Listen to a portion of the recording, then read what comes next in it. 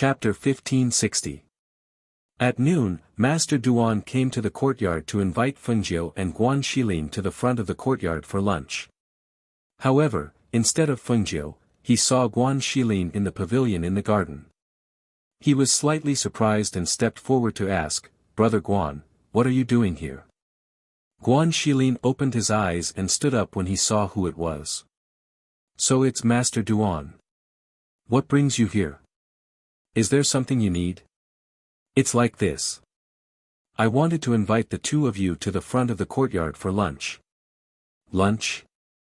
There's no need for that. My little brother is busy right now. She told me not to disturb her. Besides, this courtyard is quite nice. We don't lack anything." Hearing this, Master Duan's eyes flashed. "I see. All right then. Then I won't disturb you." He nodded and turned to leave. However, after taking 2 steps, he stopped and turned back with a smile. "If there's anything you need, feel free to look for me. Thank you for taking care of my daughter while she's here." "Don't worry, Master Duan." He nodded. After watching him leave, he sat back down and closed his eyes to cultivate. Meanwhile, in Fengjiu's room, she was concentrating on mixing medicinal liquids. The bottles and jars on the table were filled with various medicinal essences. The entire room was filled with a strong medicinal smell. Because there were only the 3 of them in this courtyard, after Fengjiu told her to go into the room to mix the medicine, Guan Shilin was cultivating in the pavilion. Duan Yingying, who was free, remembered Fengjiu's words and didn't disturb them. However, she thought that they would be hungry when it was time to eat, so she prepared the meal first. She didn't send the meal to Fengjiu's room because Fengjiu told her not to disturb her before she came out. As for the man named Guan Shilin, she was very afraid of him. Especially when Fengjiu wasn't around, she didn't dare to send the meal over. Because of this, she stood in the kitchen in a daze, not knowing what to do. After hesitating for a long time, she left a portion for Fengjiu, placed the food on the table outside the kitchen, and went to the front to look for Guan Shilin. Guan Shilin, who was cultivating with his eyes closed, heard footsteps approaching. He exhaled softly and opened his eyes. He saw the girl who was hesitating about whether she should go forward with a piece of paper in her hand. He was stunned for a moment. He took it and looked at it. It said, "Brother Guan, it's time to eat." He was surprised when he saw the words on it. After all, this little girl was very timid, and Xiaojiu was not here. He thought that she would hide far away from him. Thus, he grinned and stood up. "All right, let's go eat. Let's go." He gestured and watched as she swallowed her saliva and took a few steps back. He then smiled and strode into the kitchen. Duan Yingying was afraid because the man was so strong that it scared her. He looked like a bear and was very scary. She didn't want to be alone with him, so she walked around Fengjiu's room to see if she had come out. When she first saw Fengjiu, she knew that she was a girl because she had a faint feminine scent. When she saw that Fengjiu's door was not open, she paused for a moment and then walked into the kitchen. However, when she arrived at the kitchen and saw what was happening, she was stunned. She stood to the side and watched. Chapter 1561. When he saw Duan Yingying standing there, he said, "I've finished everything." Then, he remembered that she couldn't hear him, so he gestured again. Duan Yingying came back to her senses, glanced at him, and went to clean up the table. Guan Shilin was a little embarrassed. After all, she wasn't a servant, and it wasn't right for her to cook and clean the table, so he helped to bring the food into the kitchen. When he saw the food in the kitchen, he thought that it was for Xiaojiu, so he smiled and said, "Actually, you don't have to leave it for her. She might leave her room tonight, so she won't need to eat when she gets busy." When he saw her tilting her head and looking at him blankly, he realized and smiled, "I forgot that you can't hear. Have you eaten?" He gestured as if he was eating. Duan Yingying looked at him, took a step back, shook her head, and then nodded. Have you eaten or not? If you haven't, you can eat Xiao Jiu's portion. You really don't have to leave it for her. She definitely won't come out. He pointed at the food on the side, but she looked at him defensively, as if she didn't know what he was talking about. Seeing this, he thought that he should leave first. He couldn't communicate with her anyway. However, just as he was about to turn and leave, he heard her stomach grumble. He couldn't help but be stunned. You really didn't eat? He was really embarrassed this time. The food was cooked by others, and he actually finished it by himself. She didn't eat. When he thought of this and saw that this little girl was guarding against him, he didn't say anything more. He walked around the kitchen, not caring if she could hear him or not, and said, "Since it's like this, I'll cook a bowl of noodles for you. Consider it as a thank you for cooking for us." Duan Yingying stood to the side. She only saw Guan Shilin's mouth move, but couldn't hear what he was saying. She should have left, but she stayed out of curiosity. She saw him looking around the kitchen, and then he began to knead the noodles. Seeing such a burly man busying himself in the kitchen, she only felt that this scene was very strange. As time passed, she watched him make noodles, add soup, eggs, meat, and other things like that. Finally, he brought out a big bowl of noodles. Was he still not full? Just as she was thinking about this, she saw him waving at her. She paused for a moment, and saw him pointing at the bowl of noodles, gesturing for her to eat quickly. She was stunned, with her eyes and mouth wide open in disbelief. She quickly took out a pen and paper and wrote a question, "For me?" Guan Shili nodded and took the paper from her. He smiled and wrote, "Try it." She nodded at Guan and continued to eat, and continued to eat, her eyes as. She nodded and nodded, she continued to eat, she continued to eat, the noodles, she, teat, her tes eat. Seeing that she was eating happily, Guan Shilin quietly left and walked towards the small garden, intending to stretch his body. As for Fengjiu, just as Guan Shilin expected, she didn't leave the room until evening. When she came out, she had a bright smile on her face, and it was obvious that she had successfully concocted the medicine. Chapter 1562. It hadn't even been half a day, right? The two of them seemed to be getting along quite well. Did something happen while she was gone? Did something happen that she didn't know about? "Brother, why is Yingying playing chess with you here?" she asked as she walked over. Guan Shilin was just thinking about his next move when he saw her. He quickly waved at her with a smile. "Xiao Jiu. Come, sit down. Tell me what move I should make." He was relatively good at cultivation, but he rarely played this kind of chess game. After playing 3 games, he lost all 3 games in a row. His face was about to be lost to his family. "How can I do that? I can't help you with this." She sat down beside him and looked at their chess pieces. She smiled. "Brother, you'll lose no matter how you play. You're almost at a dead end. Alright, I admit defeat. I'm no match for you." He waved at Duan Yingying, indicating that he was done playing. "Brother, why is Yingying playing chess with you here? She doesn't seem to be afraid of you anymore. What did you do?" Fengjiu asked curiously. "She asked me to eat after she finished cooking. I thought she had already eaten, so I finished all the food. Then, I heard her stomach growling, so I made her a bowl of noodles. This little girl is easy to bribe. Her attitude towards me changed so much after a bowl of noodles." At this point, he grinned and felt that it was a little unbelievable. So a bowl of noodles could ease her fear of him. It seemed that he wasn't that scary after all. "I'll go cook." Duan Yingying smiled at the two of them. She wrote something on the paper and was about to stand up, but Fengjiu pressed her down and sat her back down. "Let's not eat here today. Let's go out and eat. We can walk around the night market while we're at it," Fengjiu suggested. "Sure. Guan Shilin agreed. Duan Yingying couldn't hear what they were talking about. She was confused until she saw Fengjiu write something on the paper. She wrote something down in surprise and asked, "I can go too?" "Of course, I'll bring you along. You just have to let your father know." Fengjiu wrote. "I'll do it." Guan Shilin stood up and walked outside. "Let's go, I'll take you to change." She pulled her to her room and picked out a light green dress for her.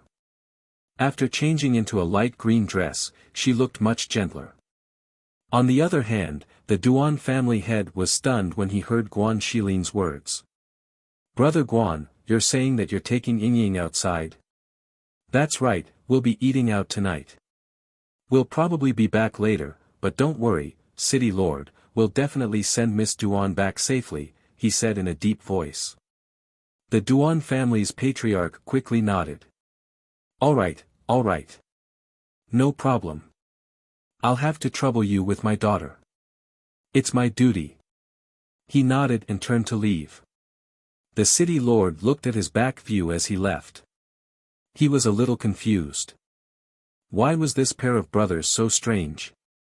On the other hand, Fengjiu held Yingying's hand as they walked out of the courtyard and towards the front yard. When they were waiting for her brother, they bumped into Duan Linlin, the second daughter of the Duan family. It's you. Why are you at my house?" Duan Linlin, who was about to look for her father, didn't look at her twin sister. Instead, she stared at the dazzling young man in red. Chapter 1563. When she thought about how he had seen her naked appearance, her face immediately turned red and green. She did not dare to look at Fengjiu again and only felt her face burning with embarrassment. When Duan Yingying saw her, she happily went forward to hold her hand and gestured, silently calling her sister. However, she was flung away. She staggered and almost fell to the ground. Fortunately, Fengjiu supported her. "Why are you pulling me?" Duan Linlin glared at her unhappily. She didn't treat her as an elder sister at all. In her opinion, this elder sister who was born earlier than her was a disgrace. Moreover, it was a disgrace who looked exactly like her. Duan Yingying, who was flung away, lowered her head sadly and quietly stood beside Fengjiu, not moving forward. Although she couldn't hear or speak, her mind was sensitive. She knew that her sister did not like her. Fengjiu only glanced at Duan Linlin indifferently, then left with Yingying. She did not have a good impression of Duan Linlin, so she did not even have the interest to talk to her. Seeing the young man in red holding her sister's hand and leaving, Duan Linlin could not help but shout, "Hey, who are you? Why are you in my house? What's wrong? Who is this?" A deep and displeased voice sounded. The unfamiliar voice startled Duan Linlin and she turned around. When she saw a tall and sturdy man with a large beard walking towards her, her face turned pale and she quickly retreated to the side. Who are you?" Duan Linlin asked with a trembling voice.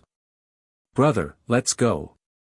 Fengjiu called out, indicating for him to ignore her. "N." Guan Shilin nodded, glanced at the face that was exactly the same as Duan Yingying's, then looked away. He walked past her and came to Fengjiu's side. "I've already told the mayor, let's go." Seeing the three of them walk out of the mansion, she could not help but open her mouth, her face full of shock. Her deaf-mute elder sister had not stepped out of the city lord's manor for so many years.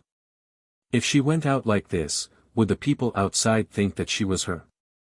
Thinking of this, her face instantly turned ugly. She immediately ran to her father's courtyard, intending to ask for an explanation. On the other side, Fengjiu and Guan Shilin brought Duan Yingying, who was out for the first time, to the street. Duan Yingying couldn't hide her curiosity when she saw the trinkets displayed on both sides of the street. She walked and looked around, occasionally stopping to play with them.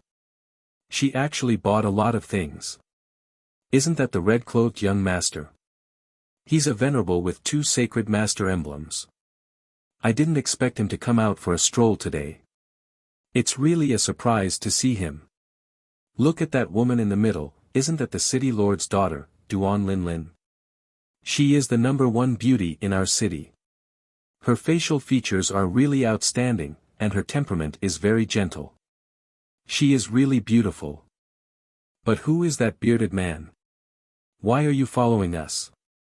It seems like he might be a bodyguard or something. Listening to the whispers of the people around them, the three of them found a restaurant by the window and sat down after shopping. They ordered a few dishes and wine to eat while admiring the lively night view of the people coming and going on the street outside. That night, the most excited person could be said to be Duan Yingying. That night, she saw things that she had not seen for a long time, and finally saw how wonderful the outside world was. Chapter 1564. Seeing the red figure disappear into the main gate of the city lord's manor, 4 people in grey walked out from the shadows. One of them asked, "Why didn't you make a move? With our strength, it's more than enough to take her life. This is the city lord's territory, so there's no rush. She'll leave this place, so we can make a move on the road." One of them said. "That's right, we can set a trap on the road and wait for her to jump in. She's just a woman, how powerful can she be? Leave 2 people to keep an eye on her. Remember, don't get too close to avoid being discovered."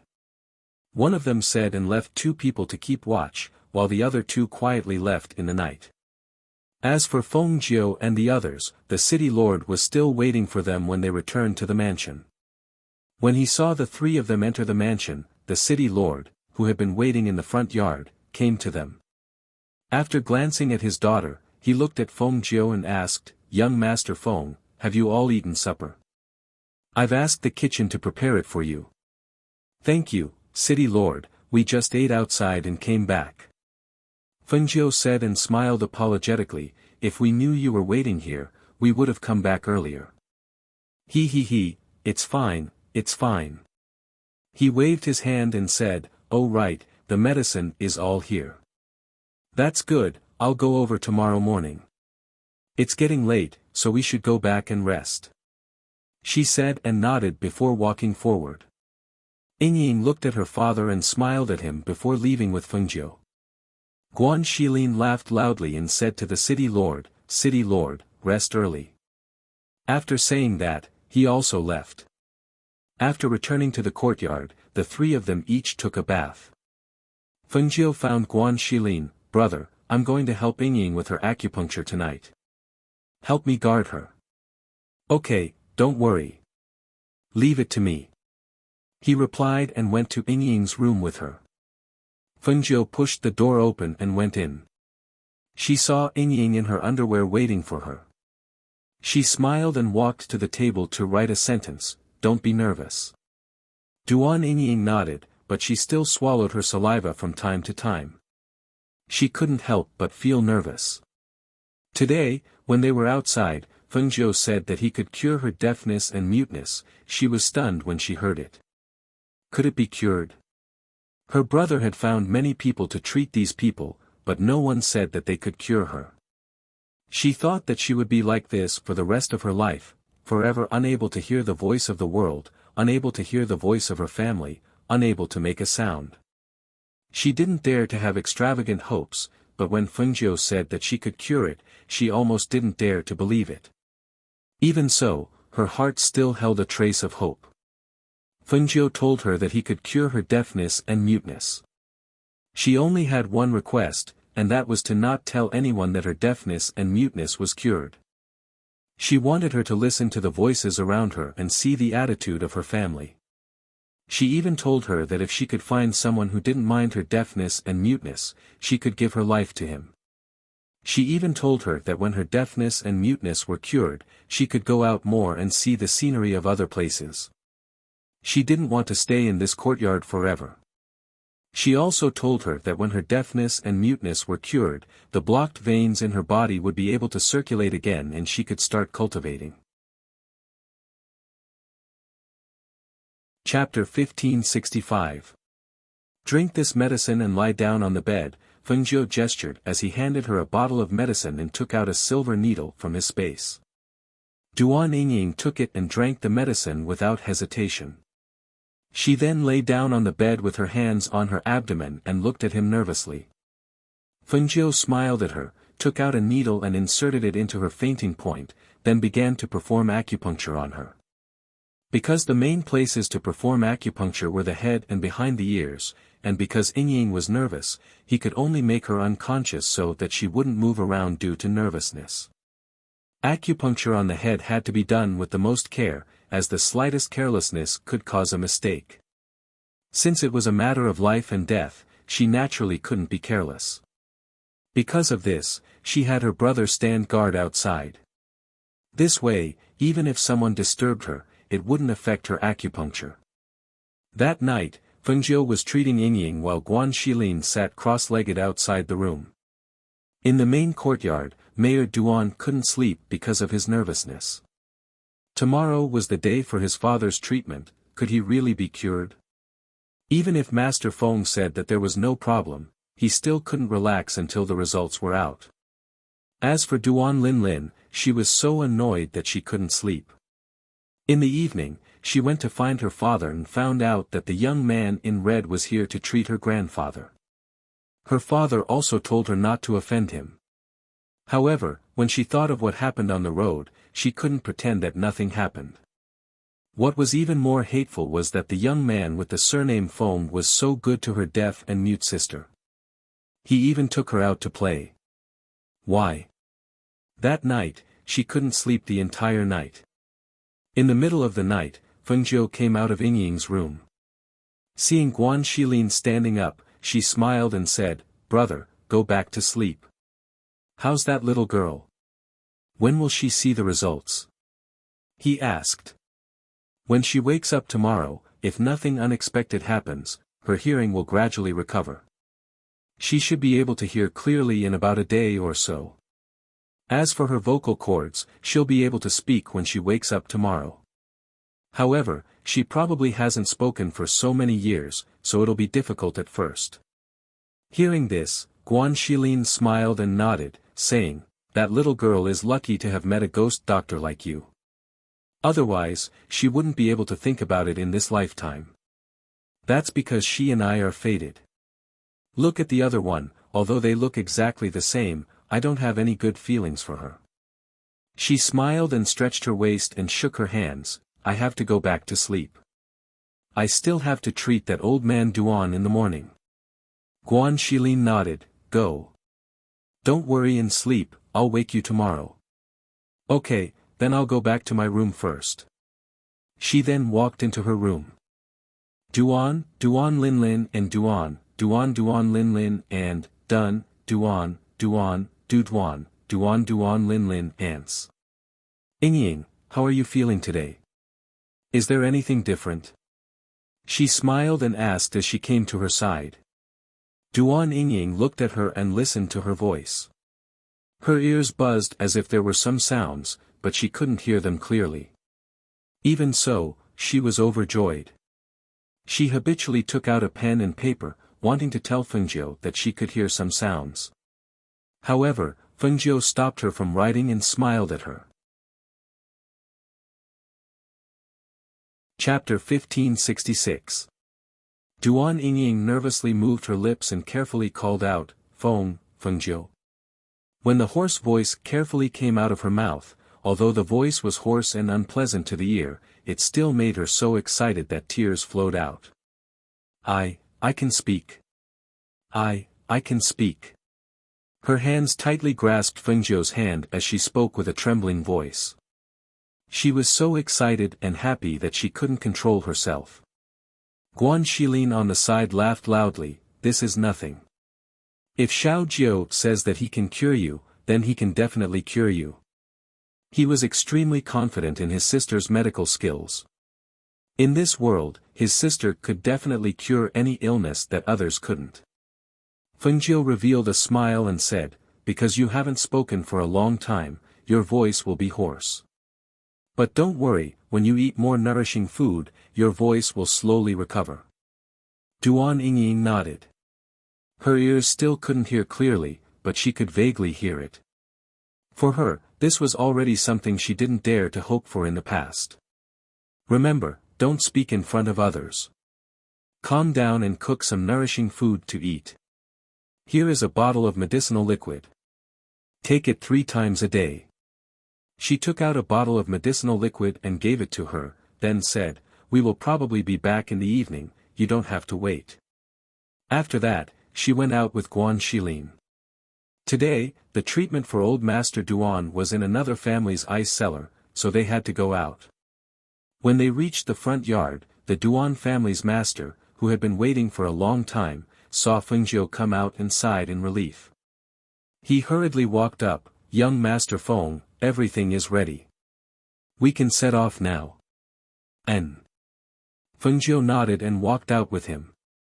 They got into the carriage that was prepared outside and went to the other family's residence together. On the Meng family's side, the Meng family's master knew that they would come today, so he waited outside the manor. When he saw the carriage slowly approaching, his gaze swept past the front and landed on the carriage behind. The one sitting inside should be that red-clothed youngster with 2 sacred expert emblems, right? The carriage in front stopped, and City Lord Duan got down first. He cupped his hands and smiled at the Meng family head. "Brother Meng, sorry to disturb you today." "It's nothing." He smiled and cupped his hands, saying, "The ice bed is ready. We're just waiting for you, City Lord." After a brief exchange of pleasantries, Governor Duan ordered his men to bring his unconscious father to the Meng family's ice cellar. Guan Xilin was the first to step out of the carriage, followed by Fengjiu, who was dressed in a dazzling red robe. Although he knew that it was a young man, the Meng family's patriarch was still surprised when he saw the handsome young man in his 20s. It was really so small. This must be young Master Feng. The Meng family's patriarch stepped forward and cupped his hands in greeting. He smiled and said, "Seeing you in person is better than hearing about you." Fengjiu looked at the person in front of him and nodded with a smile. Master Meng. City Lord Duan had mentioned him before. "Young Master Feng, please come in." He gestured for him to enter and then turned to the side to invite him in. At this time, he noticed the black-clothed man beside him. He couldn't help but be surprised and secretly sized him up. Chapter 1567. Seeing him staring at Guan Xilin, Fengjiu just smiled faintly and walked in with him. Mayor Duan first led his people to follow Patriarch Meng's people to the ice cellar, then Fengjiu and the others followed. Patriarch Meng glanced at Fengjiu, then said to the mayor, "If there's anything else you need, just say it. If it's within my ability, I won't refuse." Hearing this, the mayor's impression of the Meng family deepened. He nodded and smiled, "Brother Meng, don't worry. If there's anything I need, I won't be polite. You've helped me a lot this time. If there's anything I can help you with in the future, don't hesitate to ask." Ha ha ha, the mayor's words are too serious. Patriarch Meng was delighted. He knew that after this incident, Mayor Duan wouldn't sit idly by if anything happened to the Meng family in the future. This was enough. When they arrived at the ice cellar, Fengjiu stopped in his tracks. "Mayor, just follow me in. The rest of you stay outside. If the door isn't open from the inside, no one is allowed to come in. Don't worry. With me here, no one will mess around." Guan Xilin laughed heartily and patted his chest to reassure her. Fengjiu smiled and nodded to him. Then, he and Mayor Duan pushed open the stone door and entered the ice cellar. As soon as they entered, the cold air hit them in the face. Their whole body was quickly filled with cold air, and all the pores on their body seemed to open. Feeling the strong cold air, she immediately circulated her spiritual energy and circulated it through her veins. After a while, her whole body warmed up. Mayor Duan also circulated his spiritual energy to protect his body. He looked at Fengjiu and asked, "Young Master Feng, do you need me to do anything? Take off your father's clothes." As Fengjiu spoke, she glanced at the table beside her. She had asked her to put it here so that it would be convenient for her to arrange her things.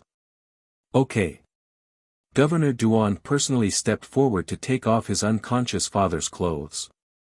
After all, there was no one here who could do such a thing.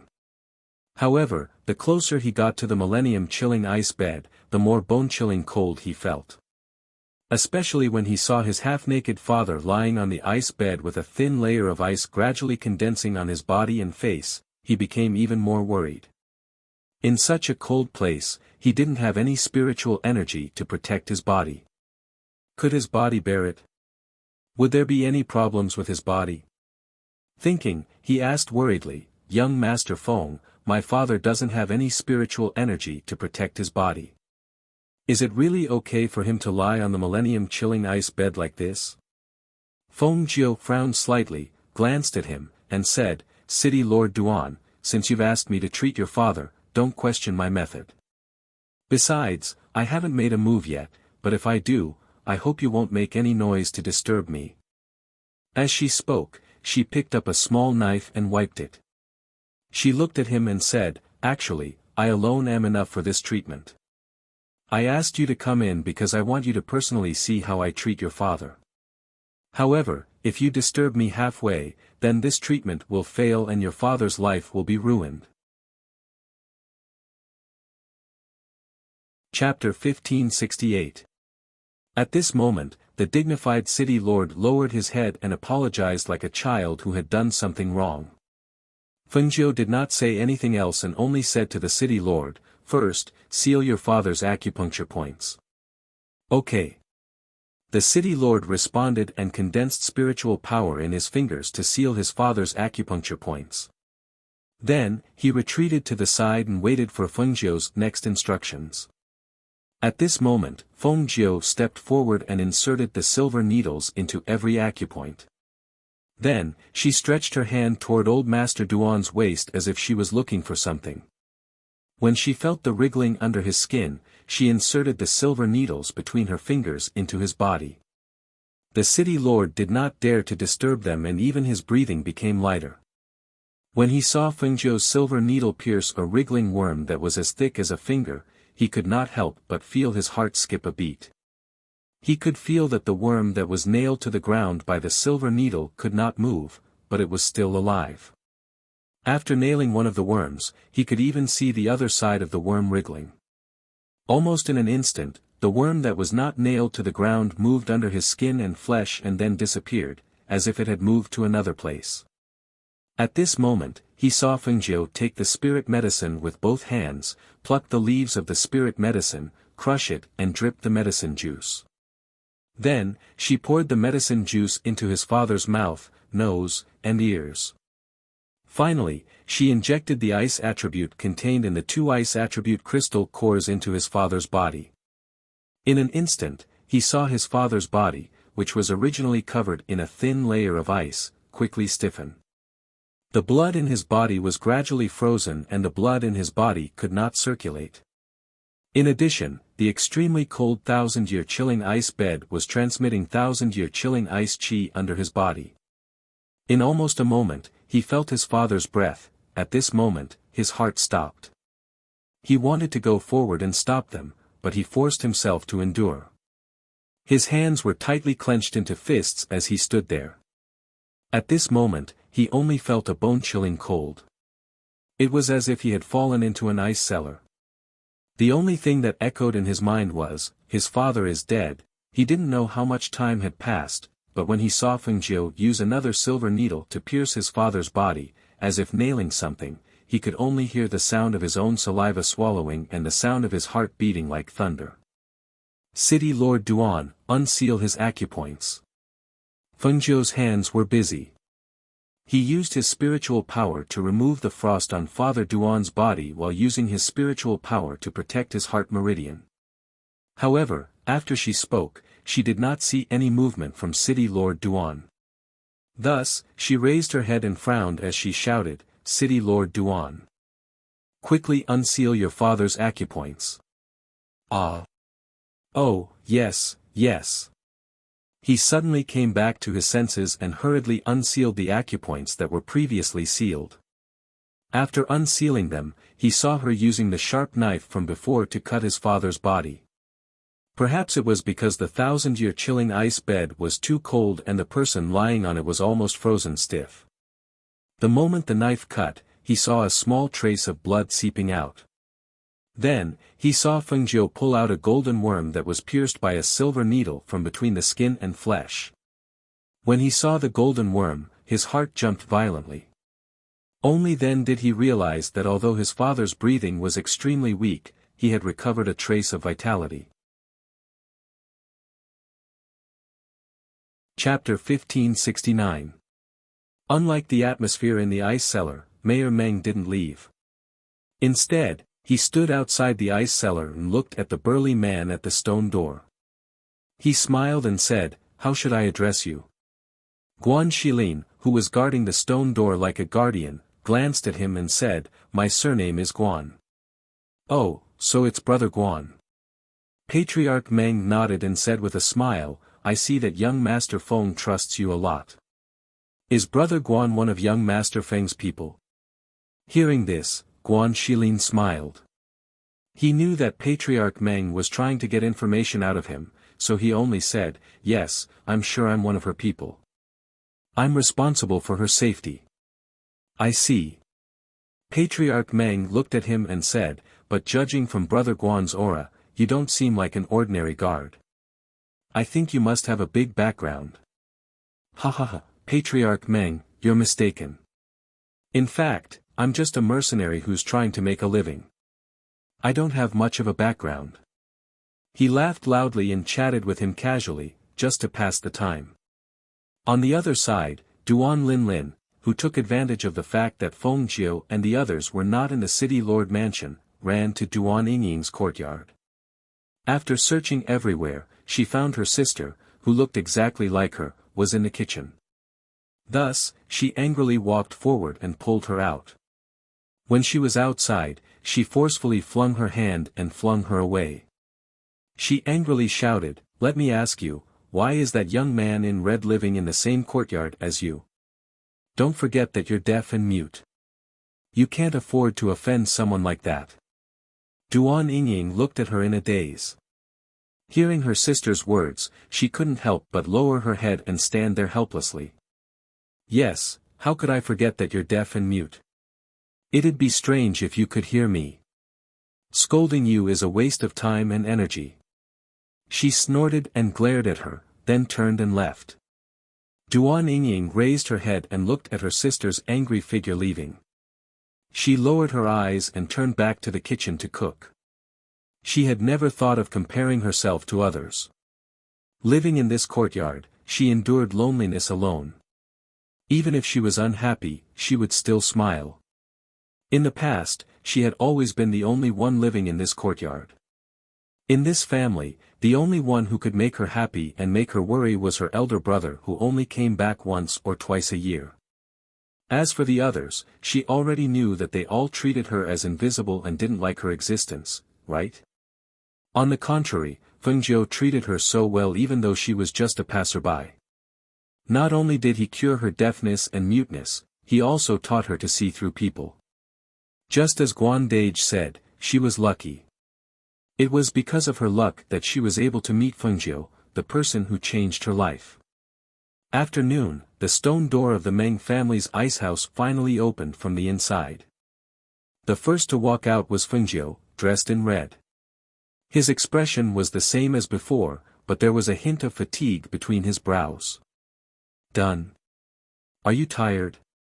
If you're tired, go back and rest." Guan Shilin was the first to go up to Fengjiu's side. As soon as he got close, he could feel the cold air around him and immediately frowned. "The cold air around you is very strong." As he spoke, he looked at the Meng family head and said, "Meng family head, can I trouble you to have someone check if the ginger soup I asked you to make is ready?" Okay. I'll have someone check the kitchen right away. It should be ready." As he spoke, he ordered someone to check the kitchen. Chapter 1570. Young Master Feng, why don't you rest in my humble abode first? Family Head Meng suggested. Thank you for your kindness, Family Head Meng. I'm fine. I'll rest in the carriage for a while. She thanked him with a smile, nodded at him, and walked out first. City Lord Duan, who walked out behind her, seemed to be dizzy.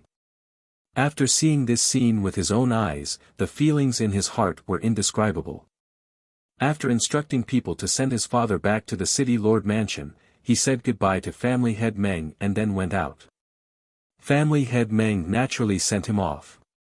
However, when they arrived outside, they were stunned when they saw the scene outside. They saw that a large number of people had gathered in front of the Meng mansion. These people were all wearing badges. They were either pharmacists or alchemists. They blocked the road. It could be said that even if they wanted to go back, there was no way for the carriage to leave. At the very front of these people, there were two people they recognized. They were the two rather famous Saint expert level alchemists and pharmacists in the city. Only, when they saw their formation, it made City Lord Duan and Meng family's patriarch a bit surprised. What were they doing here? Get out of the way. If you don't get out of the way, I won't be polite. A low voice with anger entered their ears. Only then did they notice that Fengjiu and Guan Xilin's carriage was still there. Moreover, it was surrounded and couldn't get out at all. They immediately stepped forward and came in front of the two alchemists. The two of you, what's going on? Did something happen? City Lord Duan asked with a trace of doubt in his eyes. When the two saw the City Lord come out, they looked at each other and said, City Lord, we heard that a young man with 2 saint badges came to the city, so we came to take a look. Because some alchemists suspect that his badges are fake. Hearing this, Family Head Meng was stunned and looked at City Lord Duan. After being stunned for a while, City Lord Duan smiled and said, You two worry too much. Even if I didn't check young Master Feng's 2 badges, I know that the 2 badges are definitely not fake. Because his strength and ability are there, there's no way they can be faked. As he spoke, he paused and said, You two have been staying here for a long time, so you probably don't know. Today is the day that young Master Feng treated my father. Moreover, the treatment has already ended, and we are preparing to go home. My father's disease has also been cured by young Master Feng. I saw all of this with my own eyes. Your father's disease has been cured. Can you let us take a look? One of them asked. This. I'm afraid not. He hesitated, but he still refused. If we didn't see it with our own eyes, how can you expect us to believe that it's true? The other person also spoke, his attitude very resolute. Why should I let you see it with your own eyes? Whether you believe it or not, what? A clear and cold voice that carried a trace of laziness sounded from the other carriage, making everyone who heard this voice feel a wave of anger. This was especially true for the 2 sacred experts in the lead, who even more so felt like their dignity was being insulted. Humph. The 2 of us are alchemists in the city, the leaders of all alchemists and pharmacists. If someone really dares to pretend to be alchemists, we won't let them off easily. Chapter 1571. You're not allowed to leave. A shout rang out as 2 sacred masters blocked the carriage. The surrounding alchemists and pharmacists who felt that the situation wasn't serious enough all surrounded the carriage and blocked the road, as if they didn't want the person in the carriage to leave just like that. City Lord Duan saw that the development of the situation was a little unexpected, and his face couldn't help but darken as he frowned. His sharp gaze swept across the crowd as he asked in a deep voice, What are you all doing? Why aren't you all retreating? Of course, he only dared to shout at those alchemists and pharmacists. He didn't dare to shout at those 2 sacred masters. After all, the status of a sacred master wasn't inferior to him, the City Lord. City Lord, this person is very likely to be a fake. If that's really the case, then we definitely can't sit by and do nothing. The two sacred masters looked at the city lord and said in a deep voice, "Please forgive us, city lord." However, at this time, Guan Xilin had already driven the carriage forward. Looking at those people blocking the road, he snorted coldly and swung the horsewhip in his hand forward. With a shrill sound, it cracked in the air before it was pulled back and swung to the left and right. Pa! Pa! The sharp whip made two slapping sounds. When those alchemists saw this, they didn't dare to block the carriage and retreated. Even if they were unwilling, they didn't want to be whipped for no reason. However, just as the carriage moved forward, the two sacred masters' faces darkened. No one had ever dared to disrespect them like this. Immediately, the two of them shouted in a deep voice, "Stop them." As soon as the voice fell, two nascent soul powerhouses appeared out of nowhere and blocked the road. Seeing the two nascent soul powerhouses appear, the surrounding alchemists quickly retreated with joy in their hearts. Let's see how they can leave this time. A young man could hold two sacred master badges. They definitely had reason to believe that the badges were fake. Drag the young man in the carriage out for me. One of the sacred masters shouted in a deep voice as he stared at the carriage with a sharp gaze. What an arrogant young man! In front of these two sacred experts, he actually dared to avoid them and hide inside. Feng Jiu was wronged. They left the Meng mansion and the carriage stopped directly in front of the Meng mansion. Feng Jiu got into the carriage and Guan Xilin chased the coachman away. Feng Jiu got into the carriage and Guan Xilin asked him to be the coachman. Feng Jiu got into the carriage and walked for a while before they were surrounded by people. Speaking of which, the current situation was really not caused by them. Moreover, they had already retreated time and time again. Who would have thought that these people would not let go, and each and every one of them would treat them as soft persimmons to pinch. STTSS. To him. 2. With that, he saw the two nascent soul cultivators charging at the carriage. His eyes turned cold and he extended his hand. In a flash of light, his long saber appeared in his hand. "I'll let you have a taste of my blade." A low and deep voice that contained a powerful profound energy aura was emitted. Once the pressure of a martial saint was released, a powerful airflow enveloped the entire area, causing the faces of the alchemists to change. One by one, they retreated in shock. They were good at refining pills and making medicine, but they weren't good at fighting. They had always stayed as far away from these people as possible. If they were careless and got injured, they would have nowhere to cry. Whoosh! Whoosh! Chapter 1572. Hearing the commotion outside, Fengjiu lifted the curtain and stood aside, leaning against the carriage to watch her brother fight with the two people.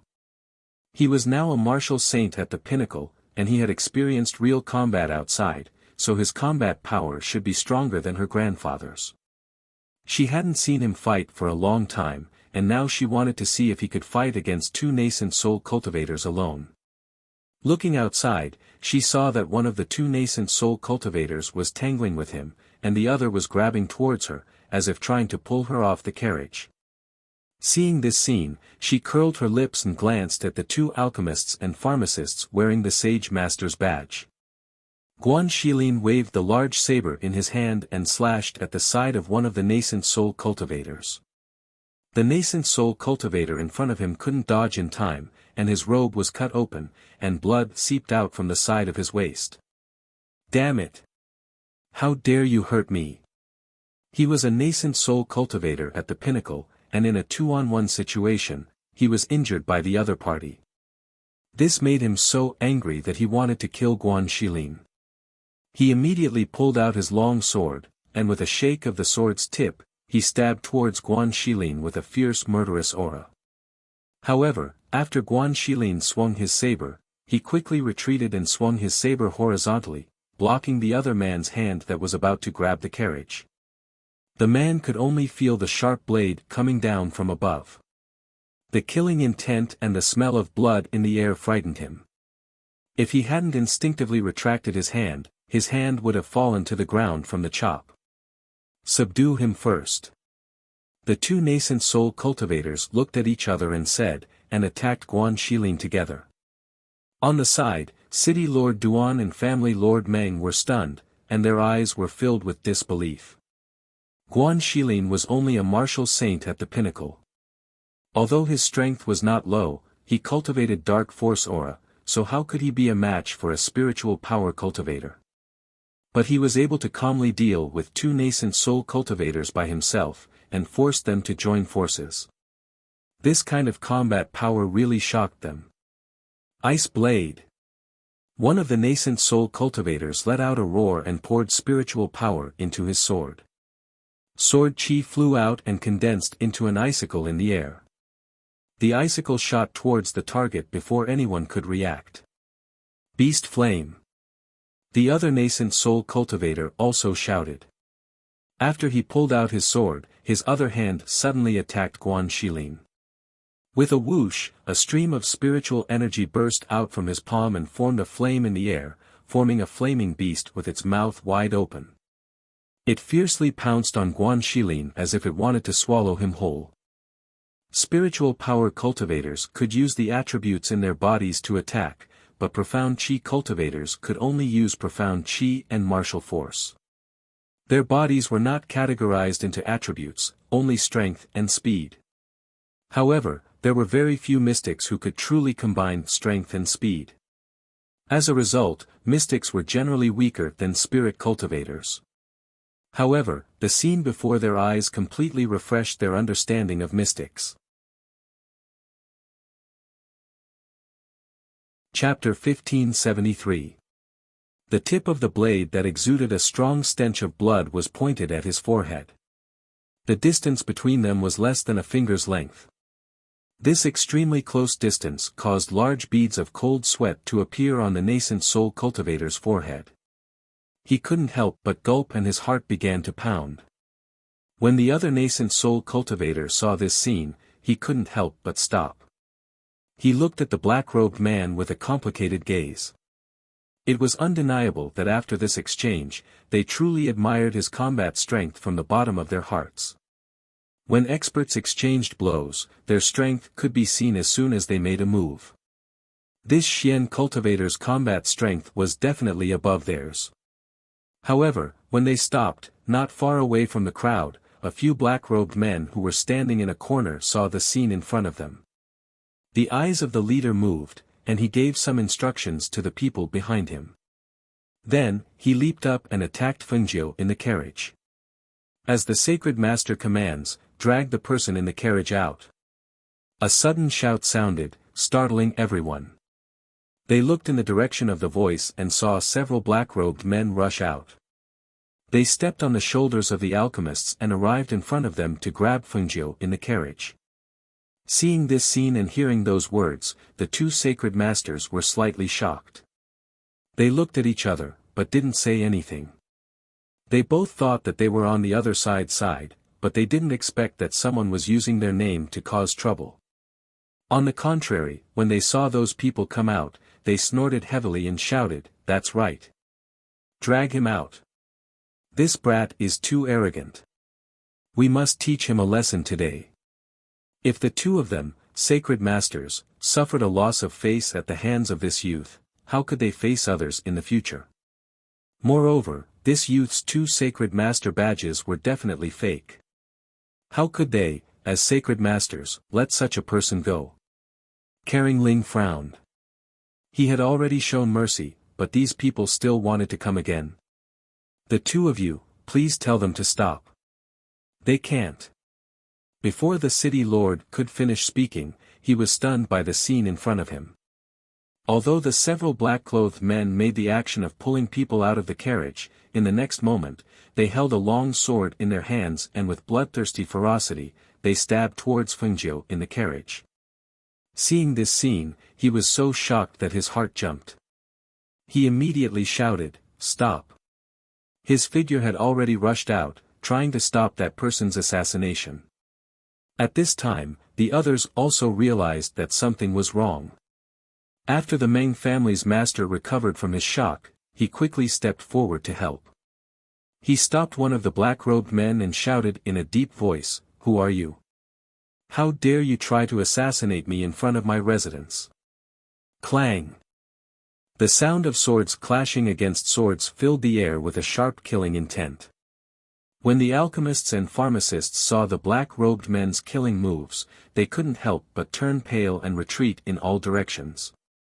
The two sacred experts even more so widened their eyes in horror as they looked at the other party, asking at the same time, your people. How is this possible?"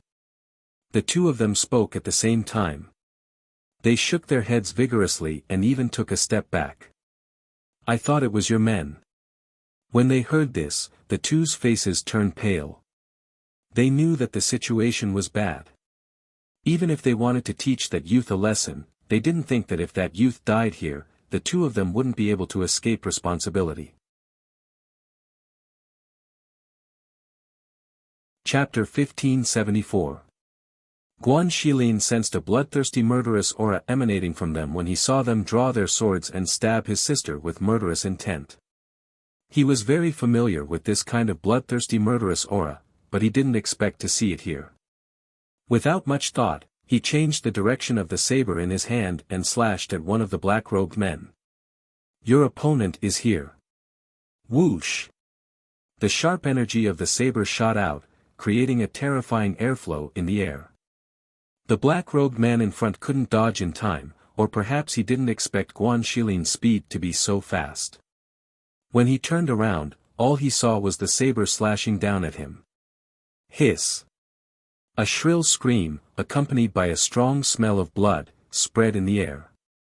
The sharp sound was as unpleasant as the squeal of a pig being slaughtered, causing everyone to tremble in fear. They saw an arm being flung out and thrown into the air before falling to the ground, staining the ground red with blood. The face of the cultivator who had his arm chopped off was twisted and pale, and his hatred was obvious. At that moment, Guan Shilin waved his saber, and his body moved like the wind, arriving in front of the carriage. He waved his saber horizontally in front of him, pointing it diagonally at the ground. His sharp eyes were filled with intimidating pressure as he stared at the black-robed men, and his low voice was filled with murderous intent. "How dare you? How dare you murder people here? Who are you? How dare you assassinate people here?" City Governor Duan and the Meng family head also shouted sternly. They surrounded the carriage and protected Fengjiu, who was in the carriage. They felt that Fengjiu had no combat ability. However, after two of the black-robed men died, the leader stared at Fengjiu, who was sitting in the carriage with deep eyes and a faint smile. He glanced at the people protecting the carriage, gritted his teeth, and blew the whistle in his hand. A sharp and loud whistle rang out, and in just a few breaths' time, 20 to 30 black-robed men surged out from all directions. The weakest among them was at the nascent soul stage, while the strongest was at the fairy realm. Furthermore, there were not just one or two fairy realm experts, but four. Seeing this valiant group of assassins, the Duan family head's expression changed slightly. He was worried that his father's safety in the carriage would be threatened, so he immediately shouted to the people accompanying him, "Send them into the Meng mansion first." When the people saw his gaze fall on the carriage where the old city governor was, they understood and protected the carriage. They escorted the people and the carriage into the Meng mansion, and then closed the gate of the Meng mansion. Facing dozens of powerhouses, including 4 fairy realm masters, was the Meng, and he didn't dare to ask the Meng family's men to come out to help. He couldn't let people to protect Fengjiu's people. Of the mansion S's Meng's people, Meng of the family, force from the Meng mansion. To protect the Meng the people in the mansion of them. Of people S's peoples to protect S Meng. Among them.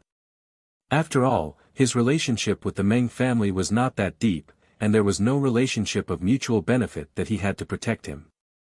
If the situation was too difficult to control, he still wanted to leave and not get involved in this mess. The black-robed men did not care about City Governor Duan's order to send the other carriage into the Meng mansion.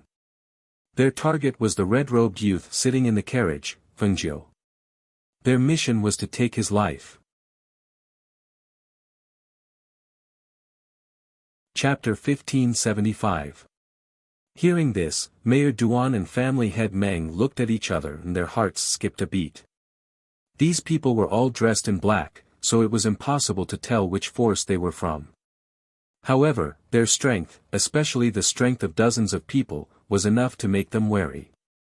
However, if they were to retreat at this time, it would be immoral, especially for Mayor Duan.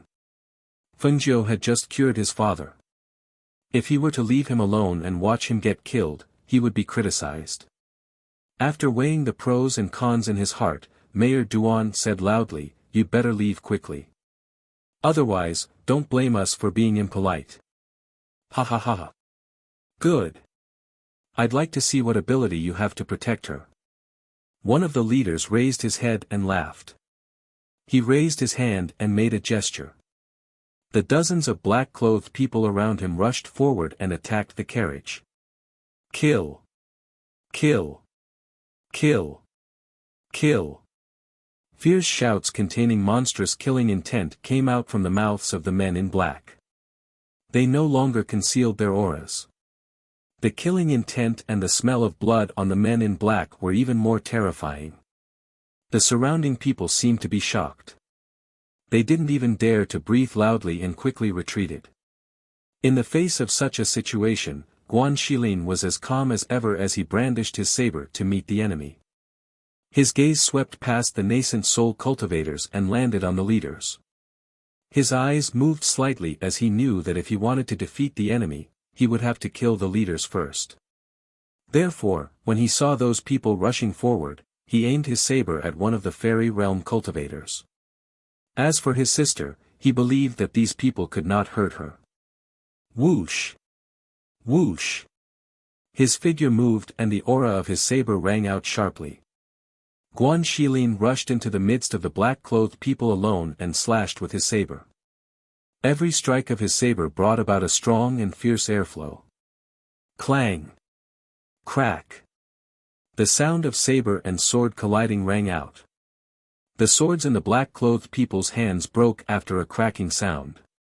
Having lost their weapons, it was even more difficult for them to resist Guan Xilin, who was as fierce as a tiger and had explosive combat strength.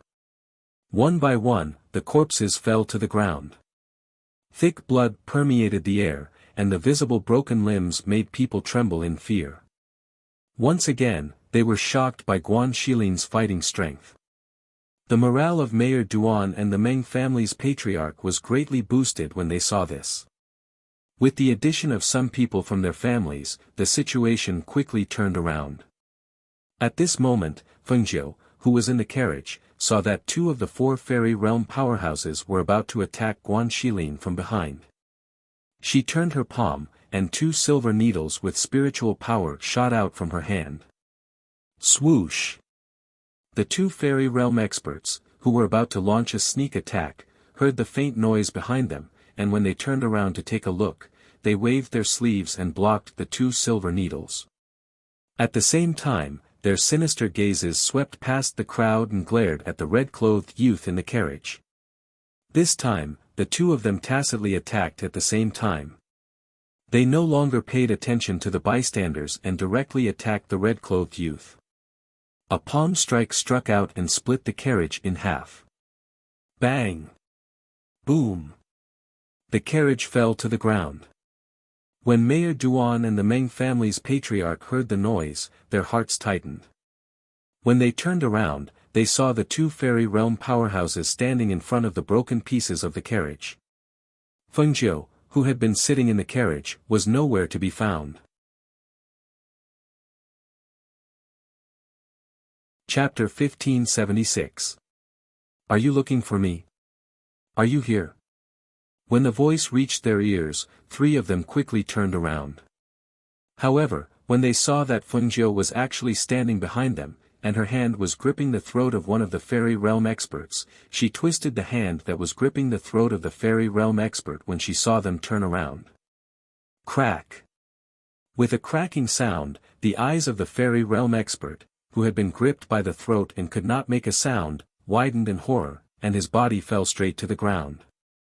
In his dantian, a sharp dagger had pierced through his back, ending his last chance of survival. Until his death, the fairy realm expert did not make a single sound, and he did not even have the chance to resist.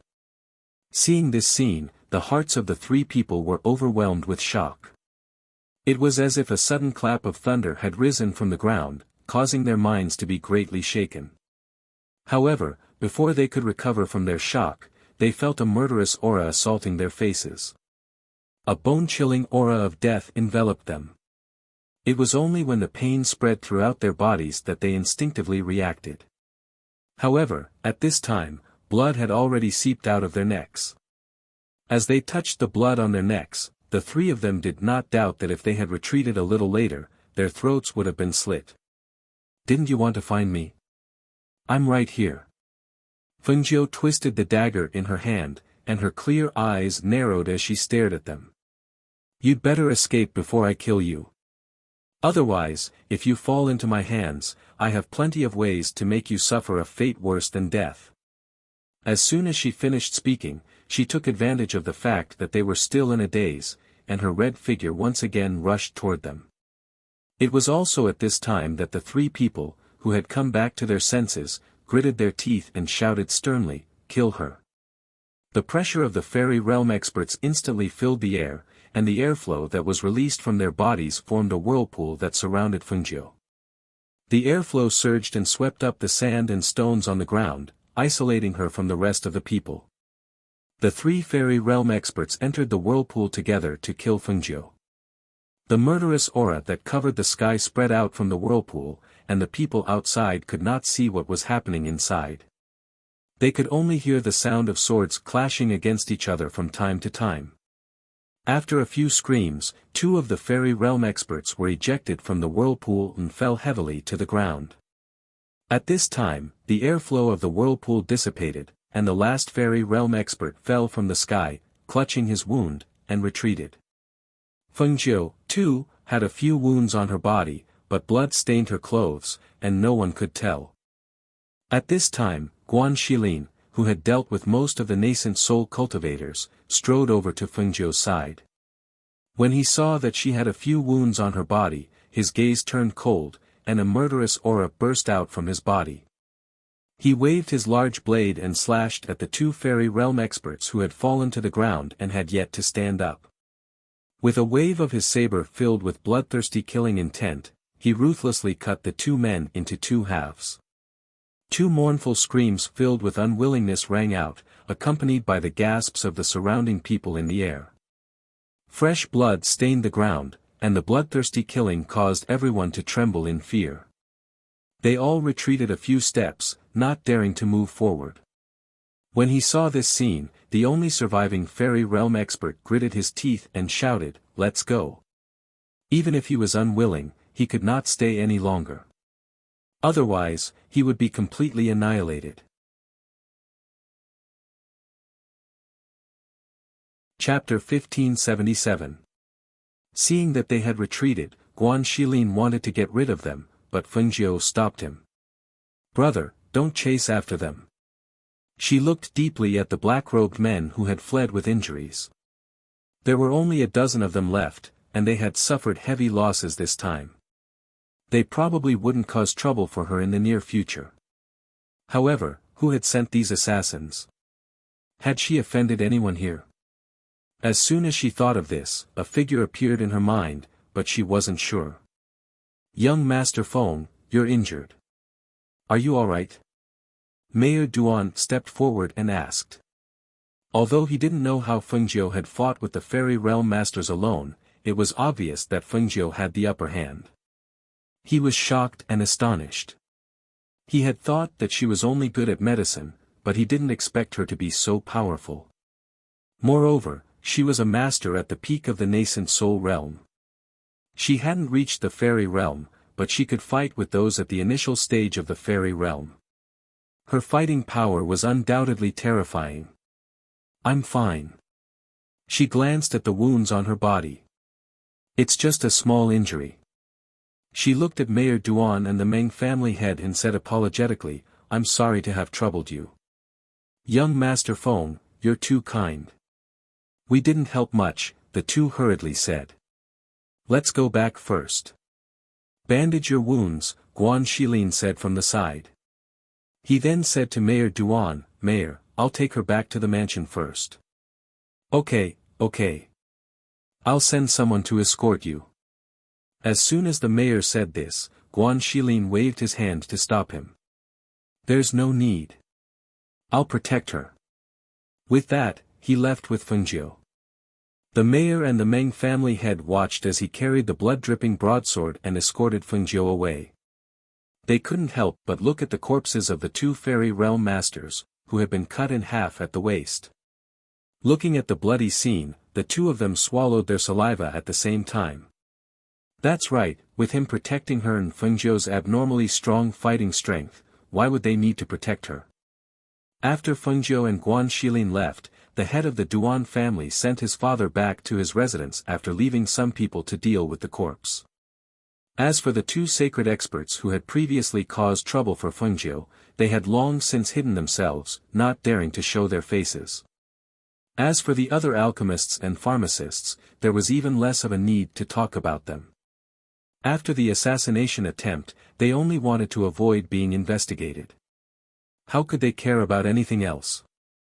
Fortunately, Fengjiu did not argue with them and directly ignored them.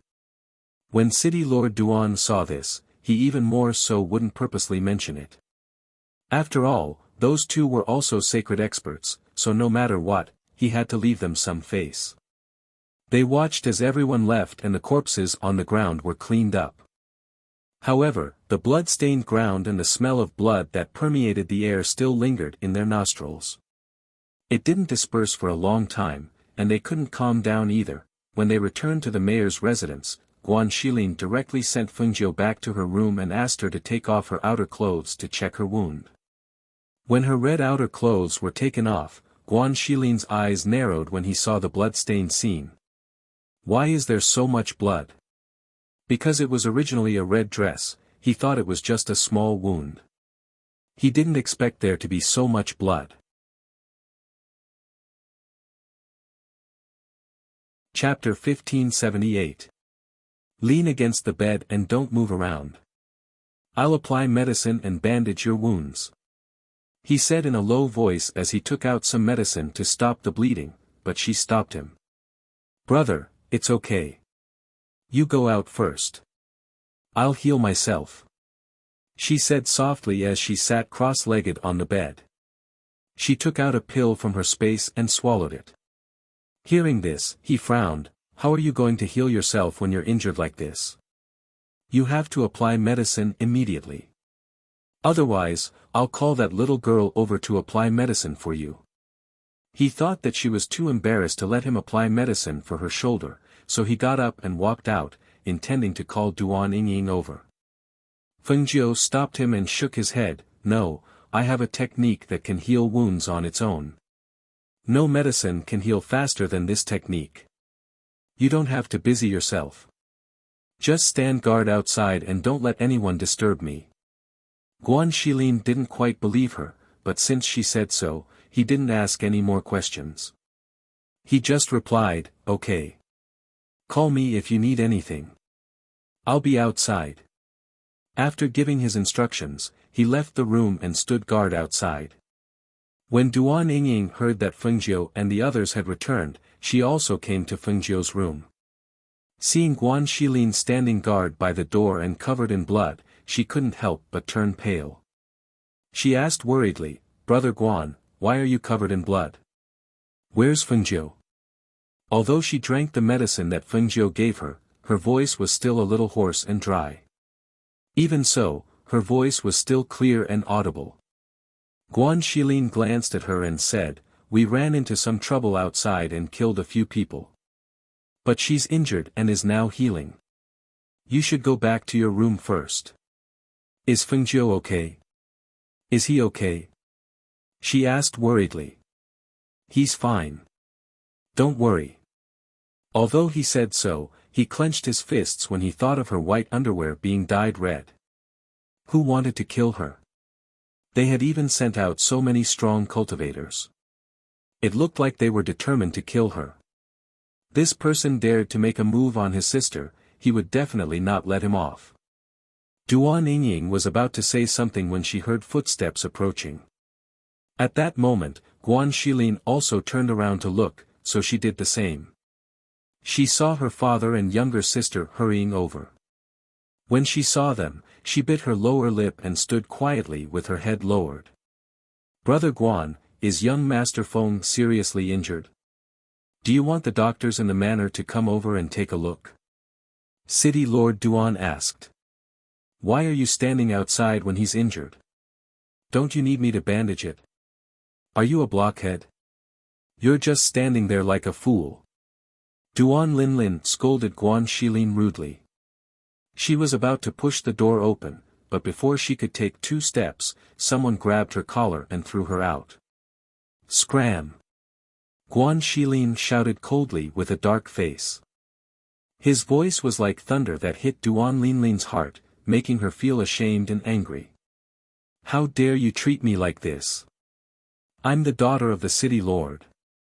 You don't want to live anymore. Xiao Lin, back off." Although City Lord Duan felt that Guan Shilin's attitude was not very good, he also knew that he must be in a bad mood after seeing Fengjiu injured. Therefore, he did not dare to blame him and only scolded his daughter. Chapter 1579. Mayor Duan, my brother needs his wounds treated to recuperate. I hope that you won't disturb him for the next 2 days. Guan Shilin said in a low voice, his sharp eyes looking at Mayor Duan. Hearing this, the mayor knew that it wasn't appropriate for him to stay, so he nodded, "All right then. We'll leave first. I'll have to trouble Brother Guan to take care of things here. If you need any healers or elixirs, just let me know and I'll immediately send someone to deliver them." As soon as he finished speaking, the mayor glanced at his eldest daughter. He wanted to say something to her, but then remembered that she couldn't hear and couldn't speak, so he could only sigh and give up. "Come with me." He glanced at his youngest daughter, then turned and walked out. Although Duan Linlin was unwilling, she didn't dare to disobey her father, so she could only leave with him. Seeing this, Duan Yingying paused for a moment before leaving. She couldn't help much, but she could still prepare some food for them. As for the room, after Guan Shilin left, Fengjiu adjusted the qi in her body, using the endless life force of the green lotus to heal her wounds. Her entire body seemed to be wrapped in a green light, and wherever the green energy flowed, her wounds healed at a speed visible to the naked eye. Just as Fengjiu was healing, outside Huanyan City, Xianyuan Mose arrived with Hui Lang and Ning Yi. After receiving Fengjiu's message, Xianyuan Mose, who had finished his business, came to her place. "Master, we've arrived at Huanyan City." Hui Lang looked at the words on the city gate and said with a smile, "The ghost doctor definitely didn't know that we'd arrive so quickly. She must be very surprised to see us." Ing Yi glanced at Hui Lang and said, "She's just surprised to see Master." "What does it have to do with you?" Hui Lang rolled his eyes and said unhappily, "Can you not pour cold water on me? I haven't seen the ghost doctor for so long, I miss her too." However, just as he finished speaking, he felt a pair of cold eyes staring at him. When he turned around and saw that it was his master, he couldn't help but smile awkwardly. "Master, actually, I don't miss the ghost doctor that much." However, just as they were talking and laughing, a black-clothed man appeared out of nowhere. He flashed behind Ing Yi and said something in a low voice. Ying's expression changed slightly, and he waved the man away, then stepped forward to Xianyuan Mose. "Master, according to our men, the ghost doctor is treating the city lord's father today. He borrowed the Meng family's millennium chilling ice bed, so he went to the Meng family. However, when he was about to return to the city lord's mansion after the treatment, he was assassinated by 4 fairy realm experts and dozens of black-clothed men. The ghost doctor, Guan Shilin, and the others killed 3 of the fairy realm experts, while the last one escaped with 12 men. Our men killed them all. One of them was captured alive, and we found out that the person behind the assassination was the sect master of the Elixir Yang sect. How dare they? A cold and deep voice came out of his mouth. When he heard that she was surrounded by several fairies, he had already walked forward, intending to check on her injuries. Hui Lang and Ing Yi quickly followed after him. They knew that the Danyang sect's master had reached the end of his life. The 3 of them entered the city and went straight to the city's mansion. When they arrived at the gate, Hui Lang and Ing Yi subdued them without waiting for the guards to report. They opened the gate and let their master in. Chapter 1580. The city lord and his youngest daughter had just come out from Fengjiu's side. They were talking as they walked, and when they reached the front, they heard the guards shouting. Someone had trespassed on the city lord's estate. Vigilantly, he looked towards the direction of the voice. When he saw that the man in the lead was dressed in a black robe with dark patterns, he looked domineering and luxurious. At first glance, he could tell that he was an ordinary person. Moreover, he only brought 2 people with him. They shouldn't be assassins. Seeing that the guards in the mansion and the man's guards were about to make a move, he immediately shouted. Stop! When the city lord's guards saw that the city lord had arrived, they took a step back and respectfully bowed before standing to the side, staring at the 3 people warily. Xianyuan Mose glanced at the city lord and asked, "Where's Fengjiu?" Hearing this, the city lord was startled and asked, "May I know who you are?" "Where's Fengjiu?" Xianyuan Mose furrowed his brows, and a displeased look appeared on his face. His entire aura became even more dignified, noble, and inviolable as his expression darkened. The change in his aura and the envelopment of his aura made the guards in the city lord's estate uneasy, and they looked at the city lord from time to time. However, at this moment, a gentle and shy voice suddenly sounded, breaking the oppressive atmosphere. "Sir, I know where he is. Please come with me." Duan Linlin's heart thumped wildly. Her eyes were filled with this domineering and dignified man. Even if she did not know who he was, his aura and temperament were enough to let her know that this person was definitely not ordinary. Xiao Lin. The city lord frowned and looked at her disapprovingly. How could she bring him to see Fengjiu without knowing whether he was a friend or a foe? If something happened, she was afraid. "Sir, this way please." She ignored her father's words, and her actions were graceful, completely displaying the bearing of the city lord's daughter. Xianyuan Mose strode forward, Hui Lang and Ing Yi following behind him. Seeing this, the city lord could only follow. When they arrived at the courtyard, City Lord Duan and his daughter were blocked outside. In front of the room, Guan Shilin saw Xianyuan Mose and the others walk in. When he saw him, he was surprised. "It's you. Why are you here?" Seeing Guan Shilin guarding the door, Xianyuan Mose's expression softened, and he said in a low voice, "How is she?" "She's injured in several places and lost a lot of blood." As soon as he finished speaking, he saw Xianyuan Mose was about to enter the room. Xianyuan Shilin, wait. Guan Shilin Mose's eyes, Guan Shilin's eyes. Little Nine is recuperating. He told me not to disturb him. That's why he asked me to stay here. You can't go in now. Wait a little longer. Guan Shilin said as he gestured for him to sit down at a table.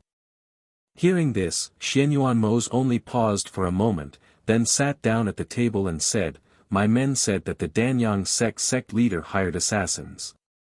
Those who escaped were taken care of by Yen Dian. Danyang sect leader. That old man." Guan Shilin's face darkened, and a murderous aura emanated from his body. Damn it. Xiao Jiu didn't even bother with them, but that old man dared to send assassins to assassinate her. Do you know what happened to her mother a while ago? Xianyuan Mose looked at him and asked.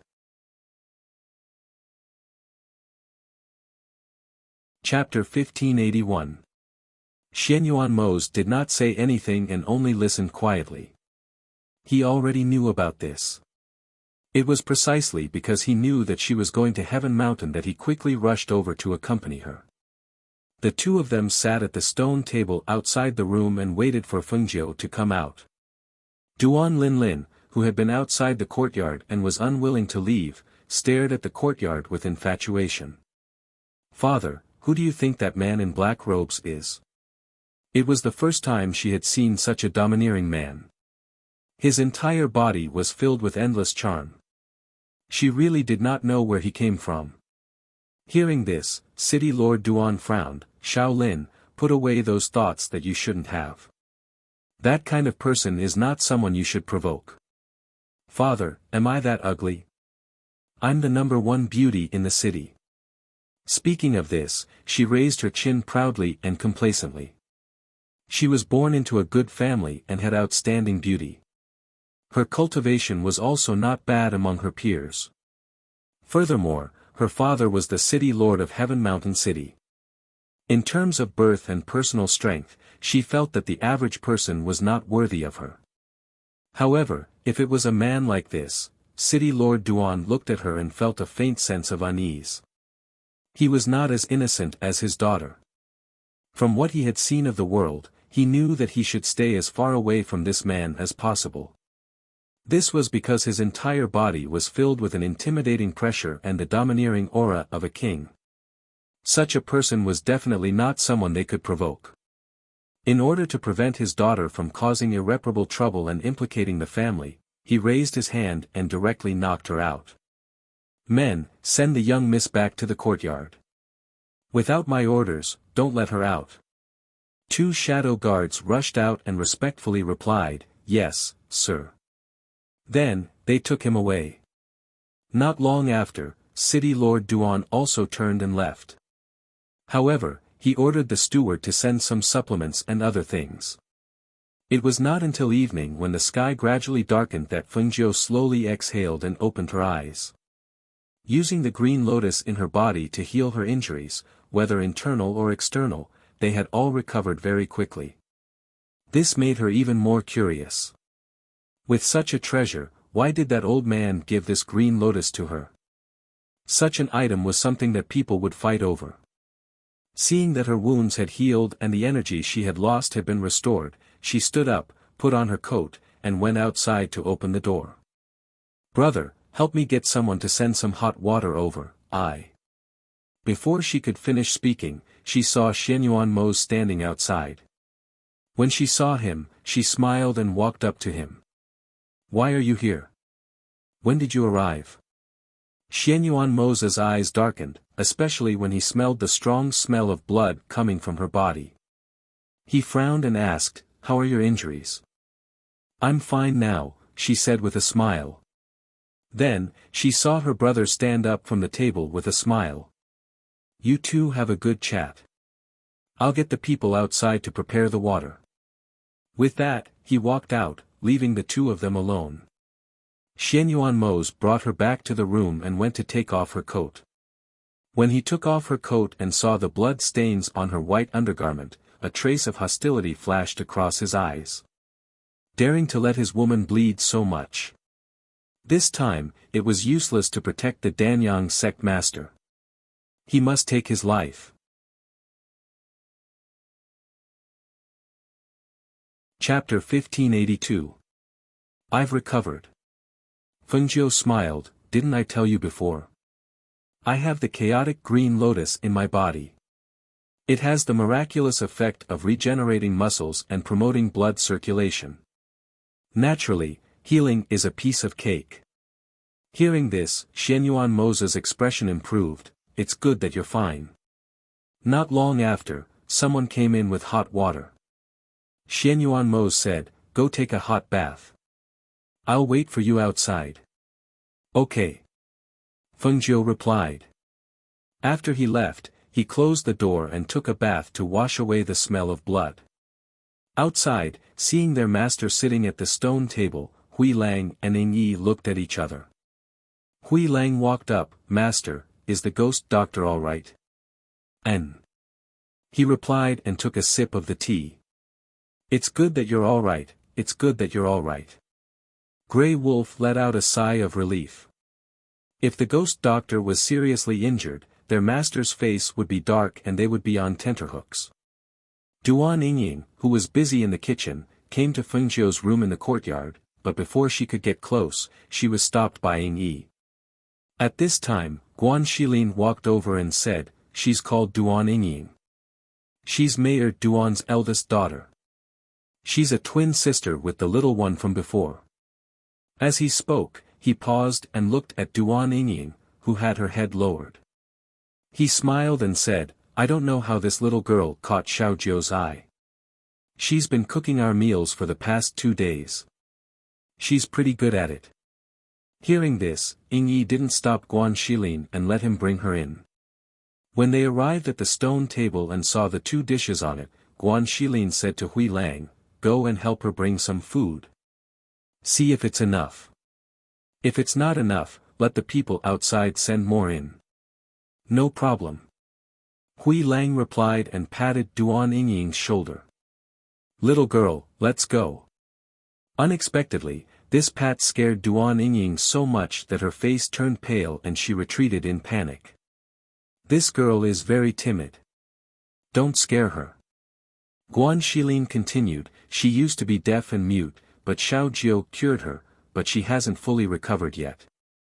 Hui Lang was surprised and then nodded. "Okay, I got it." The 2 of them then went to the kitchen. Duan Yingying was a little afraid of them, so she didn't walk too close to Hui Lang. She just followed 3 steps behind him. When Hui Lang came to the kitchen and saw the dozen or so dishes, he looked around the kitchen in surprise. Seeing that there was no one else, he asked, "Did you make all these by yourself?" Duan Yingying glanced at him and then nodded.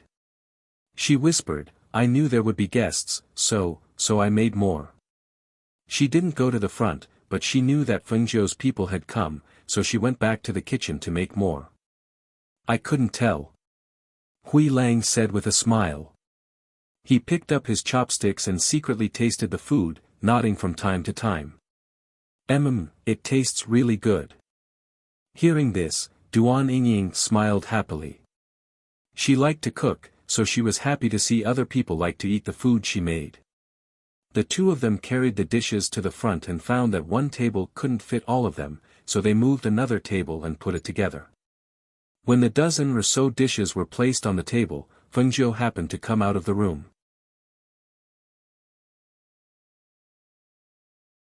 Chapter 1583. Duan Yingying sat awkwardly because there were a few strangers around. She didn't even dare to raise her head. Fengjiu, who was sitting next to her, comforted her and pulled her aside to talk. Only then did the atmosphere gradually ease. Hui Lang and Ying Yi also sat down under Fengjiu's instructions. However, they only dared to sit at the end of the table and didn't dare to sit too close to their master. In other words, the 2 of them sat at the lower end of the table. Everyone drank wine and chatted, and the meal was very relaxing and pleasant. Outside, Mayor Duan, who didn't know that there was such a lively atmosphere inside, was still wondering how serious Fengjiu's injury was. Would he be able to receive those people inside? However, because he had been told not to disturb them, he didn't send anyone in. After the meal, Hui Lang went outside to call someone in to clean up the table. The others walked together in the garden. Even Duan Yingying quietly followed behind them. "Xiao Jiu, since they're here, let them accompany you to Tianshan. I'll leave first tomorrow. There are still some things I have to deal with," Guan Shilin told Fengjiu his plan. "You're not going to Tianshan with us?" She was a little surprised. They had already agreed to it. Why was he leaving now that Xianyuan Mose was here? She didn't hear him say that he had something to do before. He nodded and said, "Yes, I'm not going. I plan to deal with some things first. When the time comes, I'll go to Ling Shuang and the others to see foster mother." "All right then. Take care of yourself outside. Don't worry about me.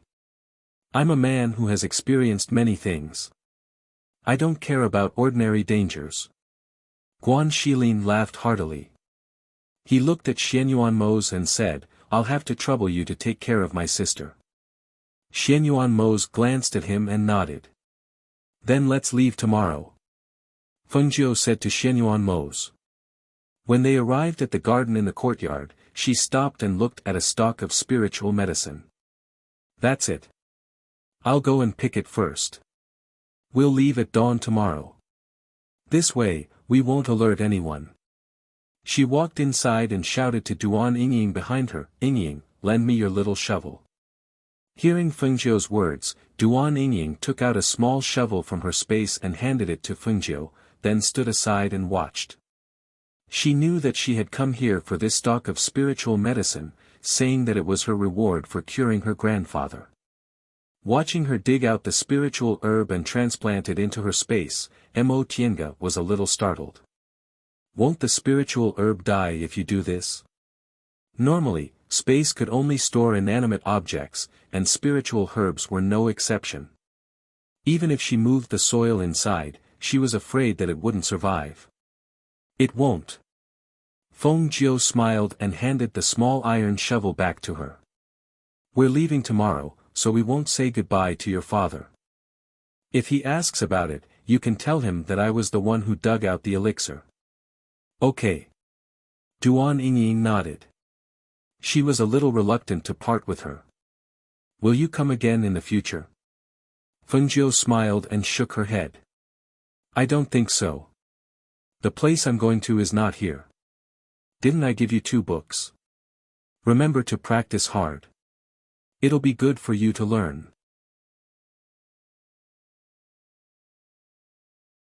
Chapter 1584. In the middle of the night, Hui Lang went out with Lao Bai to prepare and didn't return. Fengjiu and the others went to bed early. The next morning, Duan Yingying, who knew that they were leaving, made porridge and a few dishes for them to eat. When she sent them off, she gave Fengjiu a bag of dried food. You can eat this on the road. It can be stored for a few days. I also made some jerky for you. Her voice had completely recovered and was no longer hoarse, but pleasant to the ear. Yingying, I really like you. Thank you. Fengjiu took the bag and hugged her, smiling as he thanked her. Hearing this, she lowered her head in embarrassment and nodded, you must take good care of yourself. If there is a chance in the future, I really hope to see you again. Okay, if I pass by here in the future, I will definitely come and see you. But you have to remember my words. Even if it's your family, you have to be careful. Your sister is not a good person. You have to be careful and learn more self-defense skills. She said worriedly. And, don't worry, I will. Okay, then we will be leaving. Fengjiu said and nodded toward Xianyuan Mose and the others. They gathered their energy and directly rushed towards me from the courtyard. In just a few breaths, they disappeared into the morning sky. At noon, City Lord Duan was pleasantly surprised that his father had woken up. Seeing that there was no movement in the courtyard, he wanted to go take a look. Who knew that when he arrived, he would only see his eldest daughter trimming the flowers and plants. Moreover, the exquisite rainbow flower was already gone. Shocked, he hurriedly asked, where is the spirit herb here? Duan Yingying looked at him and then looked at the place he was pointing at. Thinking for a moment, she lowered her head and took out a pen and paper from the universe bag at her waist and wrote, that spirit herb was dug up by Fengjiu. They left before the sun rose. Seeing the words, City Lord Duan was furious. They wanted to leave, why didn't you tell me? Last night, the servants in the residence reported that one of them had left with Fengjiu's horse. At that time, he didn't think too much about it. Now that he saw it, he realized that they had long planned this. Duan Yingying lowered her head, her face blank, as if she didn't know what he was talking about. Seeing this, City Lord Duan became more and more annoyed. He immediately snatched her pen and paper and asked, then did he say anything before he left? Fengjiu said that Grandpa's body will be fine after some rest. He didn't say anything else. She wrote on the paper and then stood there quietly without looking up. Looking at this daughter of his, he couldn't help but feel disgusted. She was born deaf and mute. If word got out, he would feel embarrassed. Even if Fengjiu and the others stayed in this courtyard, she would not help to keep an eye on them. If there was any news, she would inform him. What was the use of such a good-for-nothing? Now that Fengjiu and the others had left, and his eldest son had not returned yet, it was better to take advantage of this time to marry her off. He thought to himself. Staring at his eldest daughter, who had her head lowered, he turned around and walked out. After her father left, Duan Yingying finally raised her head. She calmly looked at the departing figure. Although her expression was normal, her heart felt terrible.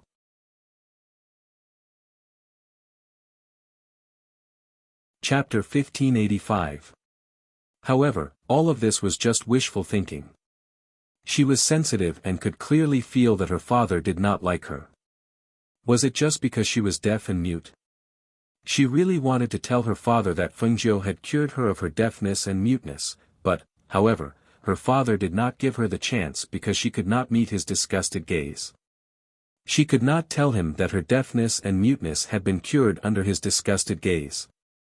On the other side, after Fengjiu and the others left Tuan City, they parted ways with Guan Shilin. Hui Lang, who had left last night, prepared a carriage. Lao Bai was ridden by him while Ying Yi was in charge of driving the carriage. Their next destination was Heaven Mountain. Hence, they went straight to Heaven Mountain. On the third day after they left, Duan Mubai returned to the Duan family. At this time, Duan Linlin, who had finally been released, threw a tantrum because the person who made her happy had left and she did not even know his name. "Father, didn't you ask the name of the man in the black robe? Where is he from? Tell me, where do you think they went?" She did not give up and asked. "Xiao Lin, don't think about that person anymore. Father will find a good family for you." City Lord Duan waved his hand and said, indicating for her to stop pestering him. "A good family? Father, you won't be like the family you found for sister and casually marry me off, will you?" She didn't think much of it. After being released from house arrest, she received 3 pieces of news. One was that her grandfather had woken up and was recovering. Another was that those people had left. Another was that her father had arranged a marriage for her deaf-mute sister and was preparing to secretly marry her off to the countryside. Thinking of her deaf and mute sister, she held his hand and said, "Father, if you want to marry sister off, it's best to do it while Big Brother is not doing anything. If Big Brother hears the news and comes back, he will definitely stop you." "I know. I've already sent people to do it. She will be taken away in 3 days. The outside world only knows that I have you as my daughter. I don't intend to let anyone else know about her marriage." Duan Linlin's eyes narrowed into a line when she heard this. She finally felt better. That was great. She would not have to see that face that looked exactly like hers anymore. "City Lord, Second Master has returned." The steward hurried in to report. Behind him, Duan Mubai, who was dressed in the white robe of the Danyang sect, strode in. Seeing the newcomer, the city lord was overjoyed and hurriedly went up to greet him. "Second brother, you're finally back. Big brother, how is father?" Duan Mubai asked. He had rushed back after hearing the news, but his injured body needed to recuperate. Coupled with the delay on the road, he had only just returned home. "Don't worry, father is fine and has already woken up. You don't know, but a few days ago, a red-clothed youth called Fengjiu found out that we have the exquisite rainbow flower in our residence, so he came to our door. He was the one who cured father's illness. Now, father's life is no longer in danger, and he is recuperating." "You're saying that the person who treated father was a red-clothed youth?" "Fengjiu?" Duan Mubai asked in disbelief. Seeing the look of disbelief on his face, City Lord Duan nodded and said, "That's right, what's wrong? You know that young Master Feng?"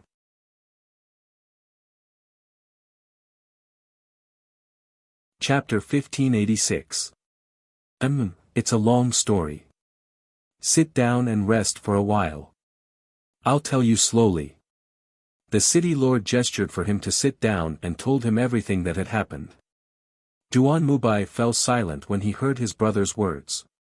He came for the exquisite rainbow flower. Could it be because of the poison in his mother's body? How was Wanrong now? Second uncle, will you be staying at home for a while this time? Duan Linlin seized the opportunity to ask. No. Duan Mubai shook his head. City Lord Duan was surprised. Since you're back, why don't you stay for a while? Something has happened in the sect recently. You haven't received the news here, but the news has spread elsewhere. Danyang's sect is in chaos now. Since father is fine, I'll leave tomorrow. They had no master in the peak and had many things to settle. It was not convenient for him to stay here. Moreover, his brother was taking care of his father, so he was relieved. What news has spread? And we haven't received the news yet? City Lord Duan asked. He had been busy with his father's affairs recently, so he was not well informed. I'll tell you about this later. I'm going to see father. He stood up and said. All right, come with me. City Lord Duan personally led him to his father's courtyard. After Duan Linlin saw the two of them leave, she thought for a while and went to her deaf and mute sister's courtyard. When she arrived at the courtyard, she saw Duan Yingying, who was wearing a simple and elegant dress, watering the flowers and plants. She looked relaxed and happy. She sneered. You're still in the mood to water the flowers? Oh, that's right. You're deaf and mute, so you can't hear what I'm saying. She deliberately walked in front of her and looked at her, then said with a smile. Duan Yingying could hear her, but she did not say anything. She only looked at her in confusion. You don't know. Father has found a good marriage for you. In 3 days, you'll be married off secretly. I heard that the man is a landowner in the countryside. His family has some money, but ordinary people can't cultivate. She didn't notice that Duan Yingying's eyes narrowed slightly after hearing her words. She pursed her lips and tightened her grip on the watering pot. She lowered her head and listened quietly. Actually, he's quite compatible with you. You're both deaf and mute, so it's impossible for you to marry those young masters of aristocratic families. Those kinds of families wouldn't want a deaf and mute person like you. You have to know that even father thinks that you're an embarrassment. Otherwise, why would outsiders only know that I'm the only daughter in the city lord's mansion? I'm the one who's here because I'm bored. You won't hear me even if I tell you. It's a waste of my breath. She glanced at her with disdain and turned to leave. Perhaps it was because she was unhappy that she deliberately came to her deaf and mute sister to feel superior. Seeing that she couldn't hear a single word she said, not knowing what she was talking about, and not knowing how long it would take for her to be married off, she felt happy in her heart. As long as she was married off, she wouldn't have to look at this exact same face in the future. However, when she walked outside, she stopped in her tracks. Thinking about how she was going to marry a rich man in the countryside with her face, she felt disgusted and a crazy idea surfaced in her heart.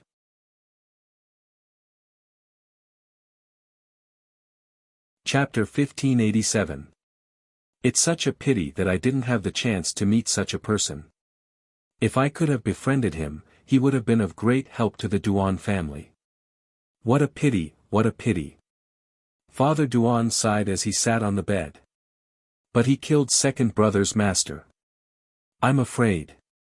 City Lord Duan said hesitantly.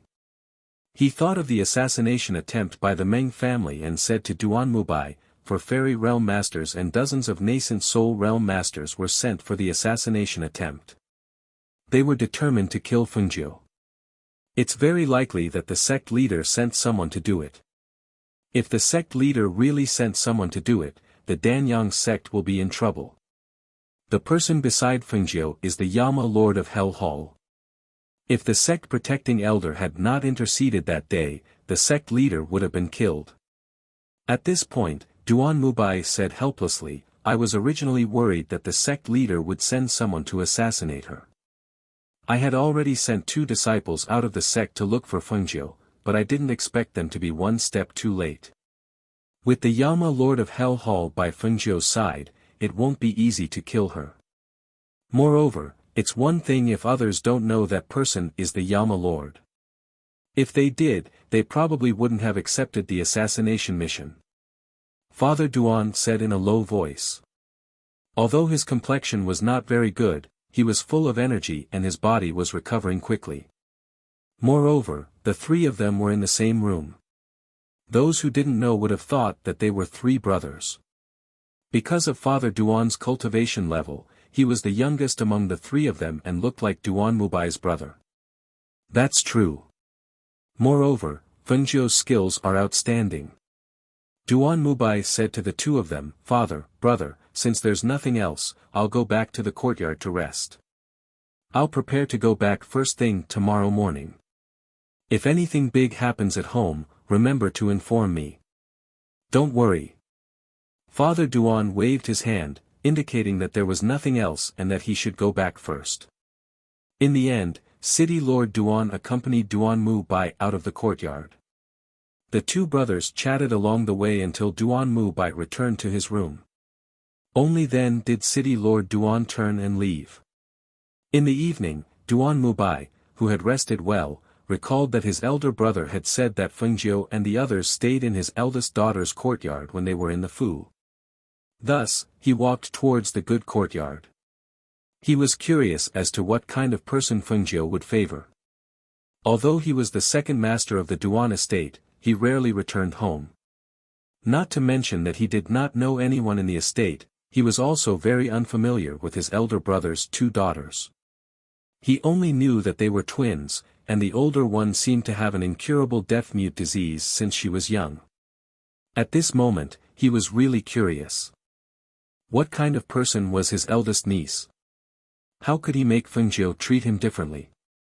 After passing through the spirit array in the courtyard, Yan Kai saw that the spirit herbs and flowers in the garden had been neatly arranged.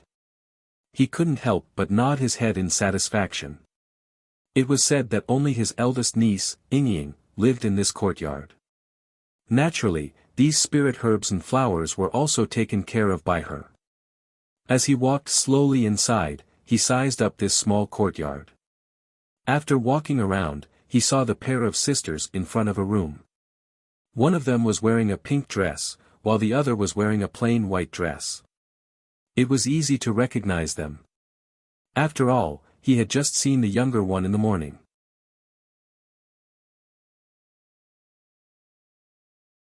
Chapter 1588. Especially when his eldest niece came back not long after, and his youngest niece pushed the drugged teacup in front of him, he couldn't help but walk out. What are you doing here? His voice was low, and his words were directed at his youngest niece.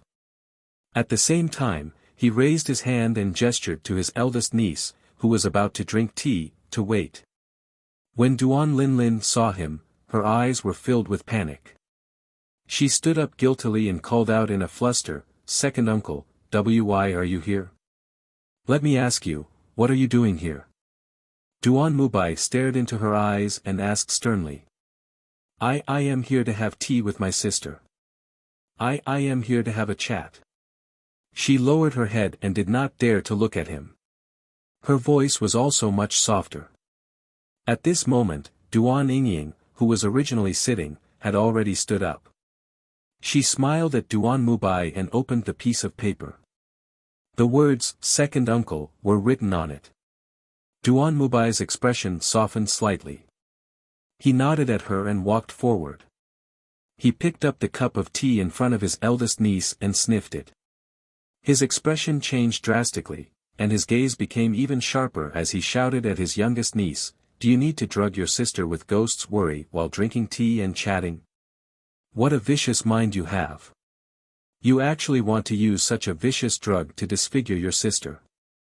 How did my Duan family produce such a vicious child like you?"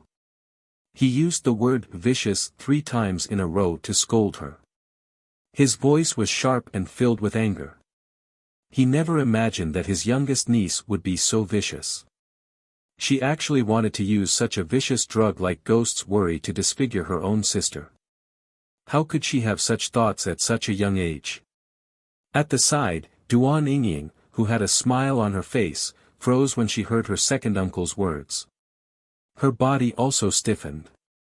She felt as if her heart had fallen into an ice cellar, and her entire body froze. Today, her younger sister came to look for her and said that she wanted to chat with her. She even kept saying nice things about her, which made her extremely happy. However, she never thought that she would come here to drug her and disfigure her. Why? Why did she do this to her? Why? She lowered her eyes, feeling disheartened. Perhaps, she should not have hoped for kinship. And no, second uncle, I didn't. Duan Linlin still did not want to admit it and hurriedly shook her head. No. Why don't you drink this cup of tea for me to see?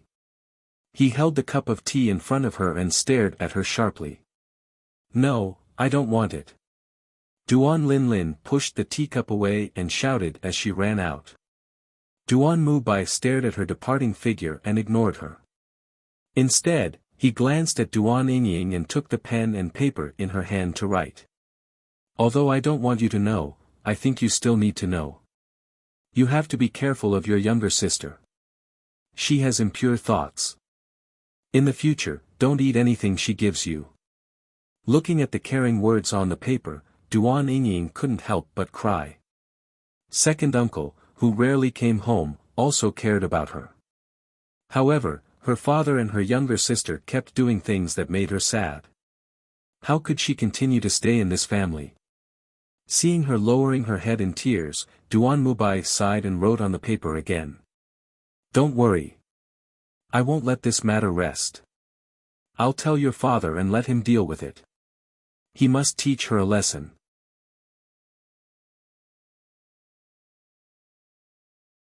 Chapter 1589. After watching her second uncle leave, Duan Yingying stood quietly for a while before turning around and walking into her room. She wanted to leave this place. She did not want to stay at home any longer. She wanted to go far away and never come back. As for Duan Linlin, she hid in her room out of fear and did not dare to come out. She covered herself with the blanket and trembled because she did not know what her second uncle would say to her father. If only her father knew about this, he might not punish her severely. However, if her second uncle knew about this, her father would definitely punish her severely to save face. What should she do? What should she do? On the other side, in the hall, after hearing his second brother's words, City Lord Duan's expression changed. He slammed the table and stood up furiously. This Xiao Lin. She's really out of control. If I don't teach her a lesson this time, she won't learn her lesson. Men, bring her to me. The two guards obeyed the order and left. Meanwhile, Duan Mubai sat in the hall and sipped his tea as he said, Big brother, this child has to be taught a lesson. She can even do this to her own family. If she gets married in the future, the reputation of the Duan family will be ruined. Furthermore, it's extremely easy for her to cause trouble for the Duan family. If I didn't see that scene, I wouldn't dare to believe that what I saw was real. Don't worry, second brother. I will definitely discipline her properly and make her remember this lesson. He hurriedly promised. Duan Mubai glanced at him indifferently and sipped his tea. Big brother, I don't want to interfere with your family matters. However, this matter is definitely inappropriate for this little niece to do. If anything happens to eldest niece, this matter will only cause the reputation of the Duan family to be ruined. Furthermore, from what I know, eldest nephew seems to treat eldest niece very well. If he returns home and finds out about this, I reckon there will be internal strife in the Duan family. At that time, if we do something like killing each other, we will only be laughed at by outsiders. As the city lord, I'm afraid you won't be able to lift your head up in the city. Hearing that, City Lord Duan wiped his sweat and nodded. Yes, second brother is right. I will definitely put an end to this matter. What? Let go of me, I can walk on my own. Let go, let go. Outside, before anyone could be seen, they heard Duan Linlin's furious cry. The two people in the hall looked outside and saw her being escorted by two guards. When Mayor Duan saw this, he strode out. Looking at the panicked face of his youngest daughter, his face darkened as he shouted angrily, "Kneel." She broke free from the two guards, then knelt down and grabbed her father's hand, shouting, "Father! Father, I know I was wrong. Father, you." However, before he could finish, he was interrupted and his hand was flung away. "Please punish me according to the family law," City Lord Duan shouted in a deep voice. With his hands behind his back, he stared at his daughter who was kneeling in front of him. "Since you dared to do such a thing, you have to bear the consequences. Today, I must make you remember this lesson. Otherwise, you'll really be out of control." Hearing the three words, Duan Linlin's face instantly paled. "No, don't use the family law, don't. Father, I really know my wrongs, I really know my wrongs." She hurriedly begged for mercy, not daring to imagine if she could still live under the family law's punishment.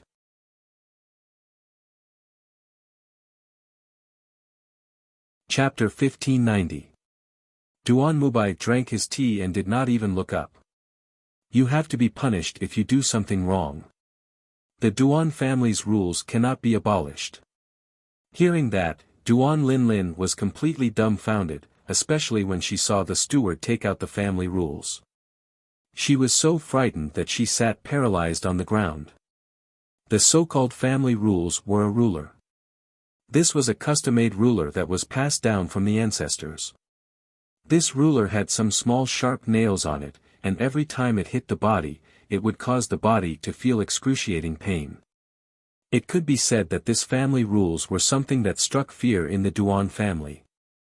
There were very few times when they could use the family rules because no one dared to provoke them, and no one dared to bear the consequences of this family rules. "Bring her here," City Lord Duan shouted in a deep voice.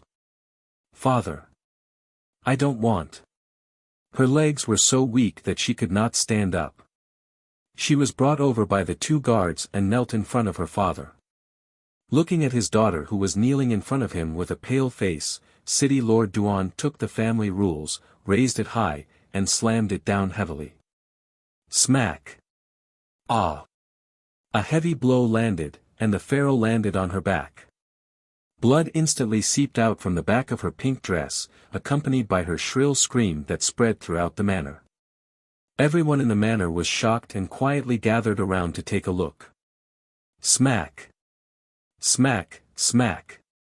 Ah! Don't hit me anymore, father. Don't hit me anymore. Ugh! It hurts so much, father. She fell to the ground and wailed, but because she was held down by the two guards, she could not escape and could only cry and beg for mercy.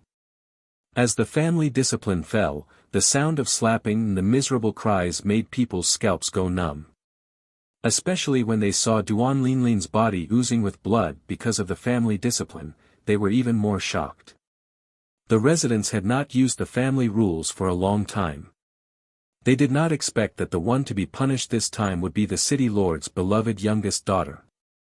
This made everyone speculate what kind of heinous crime she committed.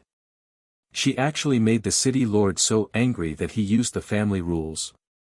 City Lord Duan's heart ached when he saw the bloodstains on his daughter's body. However, his second brother was watching, and she had indeed done well in this matter. If he stopped like this, he was worried that his prestige would be damaged in the future, and he would not be able to raise his head in front of his second brother. Thus, he had no choice but to continue. Duan Mubai drank his tea quietly inside. He only stood up when the people outside were shouting so loudly that they sounded like they were on the verge of death. "Big brother, it's enough to educate the child, but don't kill him. I think we should just forget about it. She should have remembered this lesson." Hearing this, City Lord Duan hurriedly stopped and looked at his daughter who was lying on the ground. He asked in disappointment, "Have you remembered this lesson?" "Yes, I remember." Duan Lin Lin, who was lying on the ground, bit her lips. Her voice was trembling, and her face was pale. Her body was covered in sweat and blood, and she looked very miserable. "Hurry up and bring the young miss to apply the medicine." City Lord Duan shouted and ordered the 2 guards to send her back. He then instructed, "Get the physician in the residence to take a look at her immediately." "Yes." The guards replied and sent her back. At the same time, they ordered someone to inform the physician in the residence. "Big brother, I'm leaving tomorrow. I want to talk to father for a while more." Duan Mubai looked at him and said.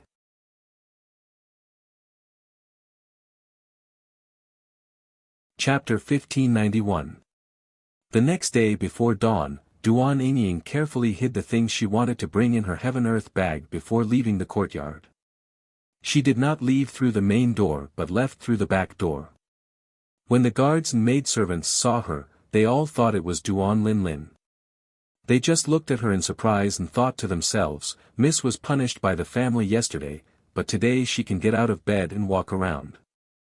She really recovers quickly." No one asked much about her leaving through the back door.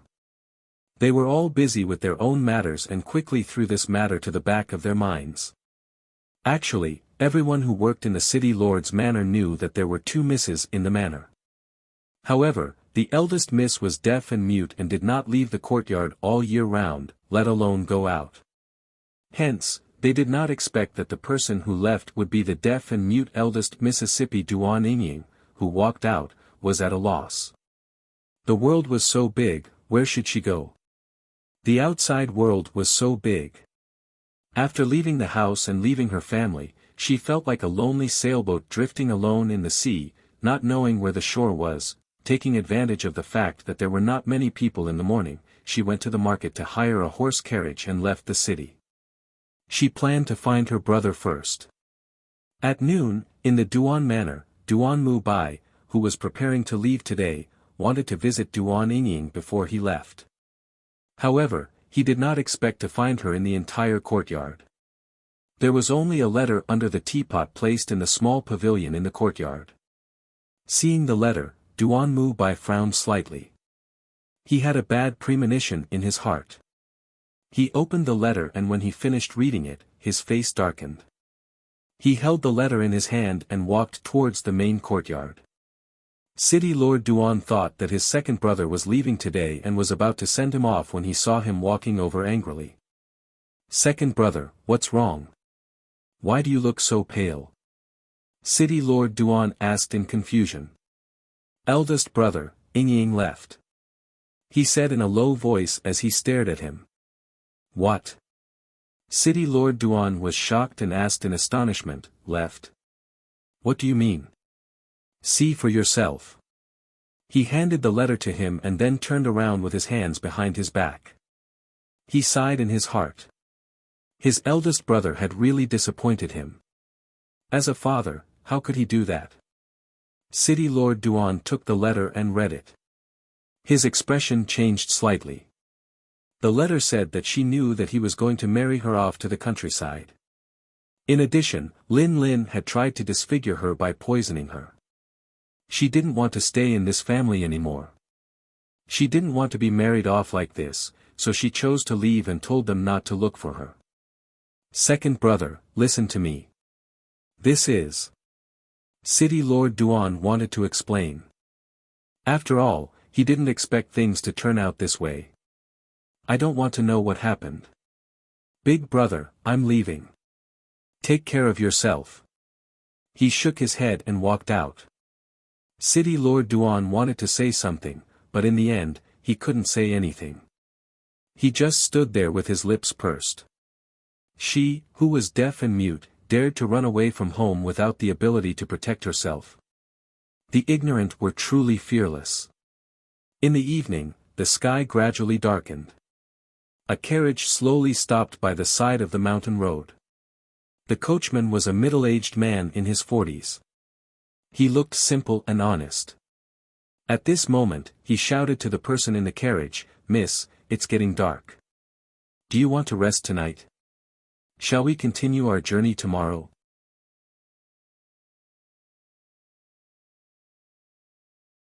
Chapter 1592. "Miss, you've been sitting in the carriage all day. Come out and take a walk," the coachman suggested. "N." She responded and then got out of the carriage. It was the first time for her to go on a long journey, so she felt a little guilty. Moreover, she had been reading a book about acupoints left by Phone 9 in the carriage all the way. She was a little tired now because she had been concentrating her mental strength. After getting out of the carriage, she walked on the mountain path and breathed in the fresh natural air. Her mood and spirit improved. After walking for a while, she returned to the carriage and saw that the coachman had picked up some branches to make a fire. She walked over and sat down on the side. "Here, this is the dry food I brought." She took out 2 pieces of dry food from her universe bag and handed one to the coachman. The coachman took a look and his eyes flashed. He smiled and took it. "Thank you, miss." The 2 of them sat around the fire. The coachman seemed to be chatting with Duan Yingying.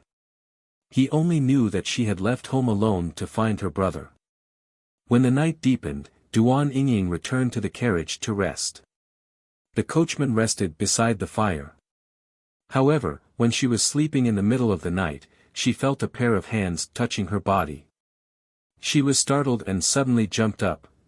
What are you doing?" "Hee, miss, don't be afraid. I was afraid you'd be cold, so I came to see you." The coachman's previous honest expression changed.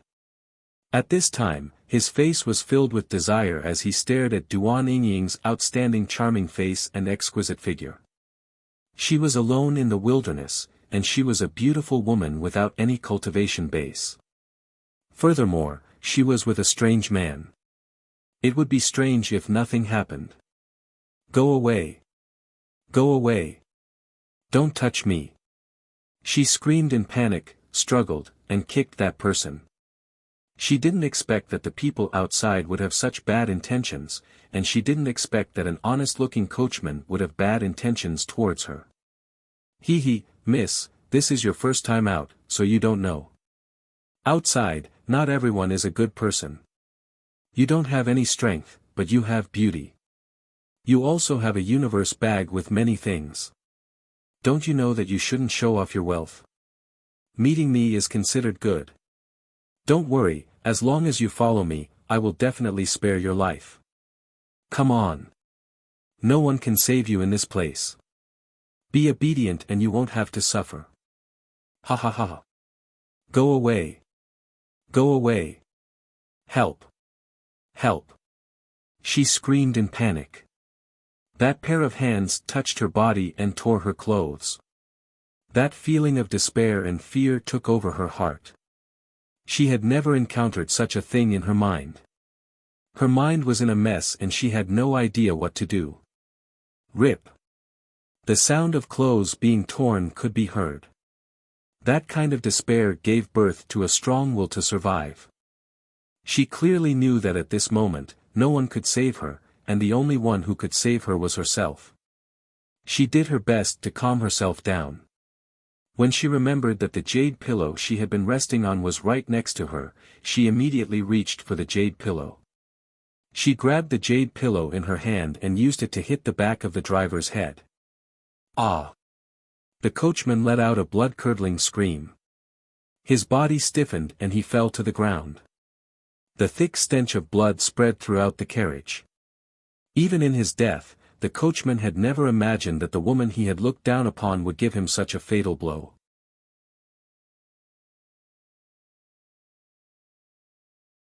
Chapter 1593.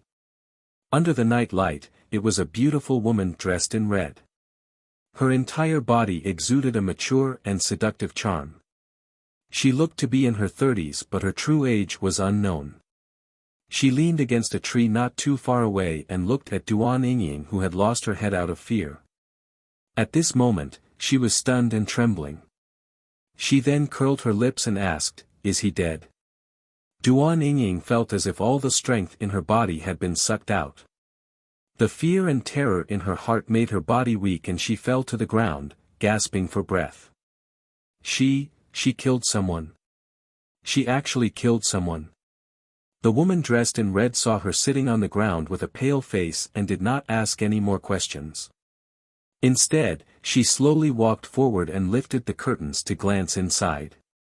After confirming that the coachman was dead, she then said, "This is the way of the world.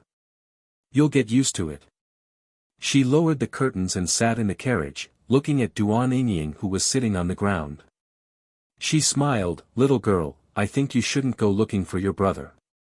Looking at you like this, you'll probably meet with an accident on the way. Who knows, you might even lose your little life. This time, I'm lacking a disciple to serve me. You can stay by my side and serve me." She had been resting on the tree ever since the two of them had stopped halfway and heard the conversation between the little girl and the coachman. Naturally, she also saw the coachman's evil intentions. However, the little girl was ignorant and did not know that she was being watched. She should have left long ago, but after some thought, she decided to stay. She saw the coachman enter the little girl's carriage and heard her cry for help. However, she did not plan to intervene until the very last moment. This was the way of the world. You had to suffer a little to learn from your mistakes. However, she did not disappoint her in the end. She had killed the coachman first. It seems that she was not beyond redemption. Duan Yingying's body trembled. She gathered her torn clothes and raised her head to look at the beauty in front of her, asking, "You, who are you?" After this incident, she was wary of people she didn't know, especially this red-clothed beauty who had appeared out of nowhere.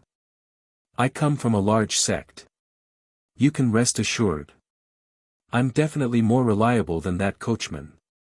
The beauty in red chuckled and played with her ink-black hair. "Little girl, it's your fortune that I've taken a fancy to you. Why are you hesitating?" Looking at the red-clothed beauty in front of her, Duan Yingying thought for a moment before getting up and kneeling in front of her.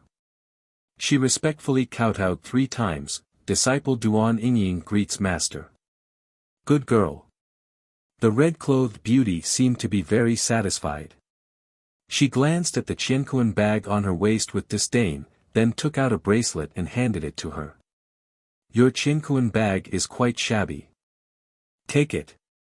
In the future, use this as a greeting gift from me." Duan Yingying was a little surprised. She respectfully took it and looked at it.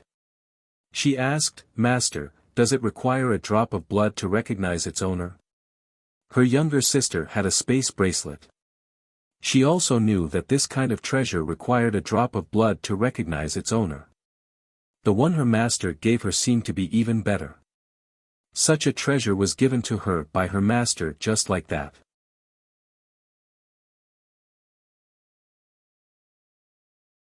Chapter 1594. Hearing this, she smiled for the first time tonight. "Ziying thanks master for giving me a name. Change your clothes and come with me." She gestured for her to change out of the torn clothes on her body. "Yes." Ziying replied. She took off her outer clothes and put on a clean one. Then she walked back to the carriage and wiped the jade pillow clean before putting it away. Only then did she leave with her master in the darkness. About half a month later, Xianyuan Mose, Fengjiu, and the others arrived at the foot of Celestial Mountain. As far as the eye could see, all they could see was silver-white snow, and not a single green plant could be seen. Tianshan Mountain was also known as the Snow Mountain. In this place, the temperature was bone-chillingly cold, but at the peak of Tianshan Mountain, it was another world. Phew, so cold. Fengjiu exhaled a breath of hot air and rubbed his hands. This place is covered in ice and snow all year round. The temperature is many times colder than other places. If you feel cold, then circulate the spiritual energy in your body. As he spoke, he hugged her to his side and wrapped her in his cloak, blocking the cold air for her. Grey Wolf and Ingyi followed behind and rubbed their hands from time to time. How did Tianji Elder get used to living in such a cold place? Ingyi glanced at Hui Lang and said, "Have you forgotten about the barrier? Who is Tianji Elder? If he sets up a barrier, he can naturally ignore the cold air. Also, haven't you heard that Tianji Elder's place is like spring all year round? Mo Chen seems to be here." Feng Nine looked at the mountain road in front of her and suddenly said such a sentence. She didn't see that because of her unexpected words, the man next to her suddenly became jealous and his face darkened. "What's there to worry about that pretty boy?" He said this in a strange tone. Looking ahead, he saw that on the snow-white mountain path, there seemed to be a figure slowly walking over without leaving a trace. When he saw that the person was the pretty boy he was talking about, his expression became even uglier. "Gigolo?" Feng Jiu was stunned. He looked at the man with a dark expression and laughed. "You mean Mo Chen?" "It can't be. Mo Chen has the aura of an immortal. He's not a gigolo." As soon as she finished speaking, she saw that his gaze was fixed in front of her, so she looked over. When she saw the white figure, her eyes couldn't help but light up. "Mo Chen." She raised her voice and waved at him. Xianyuan Mose saw the woman beside him fly out like a butterfly and arrive in front of Mo Chen. Her smile was like a blooming flower, which made him feel extremely uncomfortable. Did this woman forget that he was her man? He was still here, and she was already like this.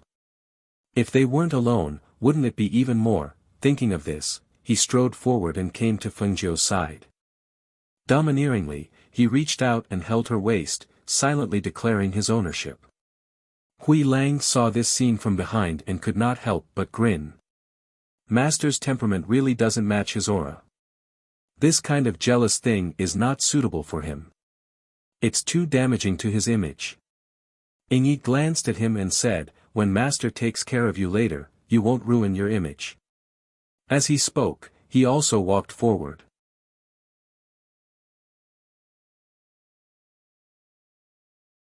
Chapter 1595. Feng Jiu, it's been a long time.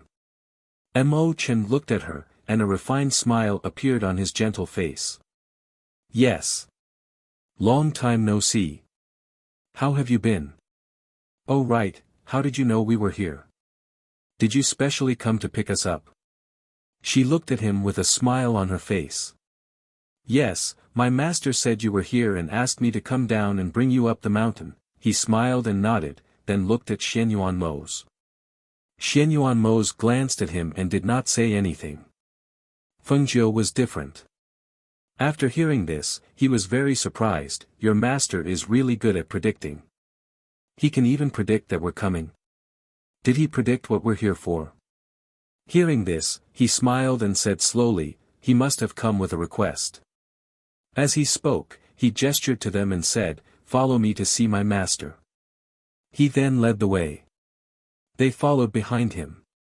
Feng Jiu chatted with Mo Chen from time to time along the way. With Mo Chen leading the way, they didn't encounter anything on the way to the top of the mountain. They walked all the way to the top of the mountain with ease. While chatting, they didn't feel that this section of the mountain road was very difficult. As they chatted, they stopped at the top of the mountain. When Feng Jiu and the others saw the scenery at the top of the mountain, their eyes could not help but light up. The words "spring all year round" were true. It was different from the snowy mountain below where not even a blade of grass grew. The top of the mountain was almost flat with a boundary separating it from the outside. Inside the barrier, hundreds of flowers bloomed, butterflies fluttered, and some small animals shuttled back and forth among the flowers and plants. On the plum blossom trees, birds leaped lightly on the branches, chirping incessantly. And these were only the scenes they saw in front of them. It seemed that they did not see the entire mountain. "Come in. The top of this mountain is very big. This is only one of the sights." Mo Chen opened the boundary to let them in and introduced them. "There's only me and my master on this mountain. Feel free to do as you please. This place is truly incredible." Fengjiu exclaimed. He never thought that there would be such a strange place in the world. Sky Mountain has many names. Some call it Snow Mountain, while others call it Immortal Mountain, Mo Chen said gently as he led them inside. Xianyuan Mose glanced around and asked, "Where is the snow pool of Tianshan Mountain?" This was their main purpose for coming to Sky Mountain. They could leave after plucking the snow lotus, and the gigolo would have nothing to do with them. Hearing Xianyuan Mose's words, Mo Chen looked at him with slight surprise, then looked at Fengjiu and asked, "Did you come here for the medicinal lotus in the snow pond of Tianshan Mountain?" "That's right." Fengjiu nodded. "And it has to be 300 years old." Hearing this, Mo Chen suddenly understood. "I see. I was just wondering what would make you come here for. So it's because of this." He smiled elegantly and said, "It's not impossible to ask for the medicinal lotus. But first, you have to go see my master. He told you to go see him when you come up here." Seeing this, Xianyuan Mose frowned. "Then why aren't you leading the way?" Mo Chen smiled disapprovingly and gestured for them to follow him. "This way." He led them into the mountain.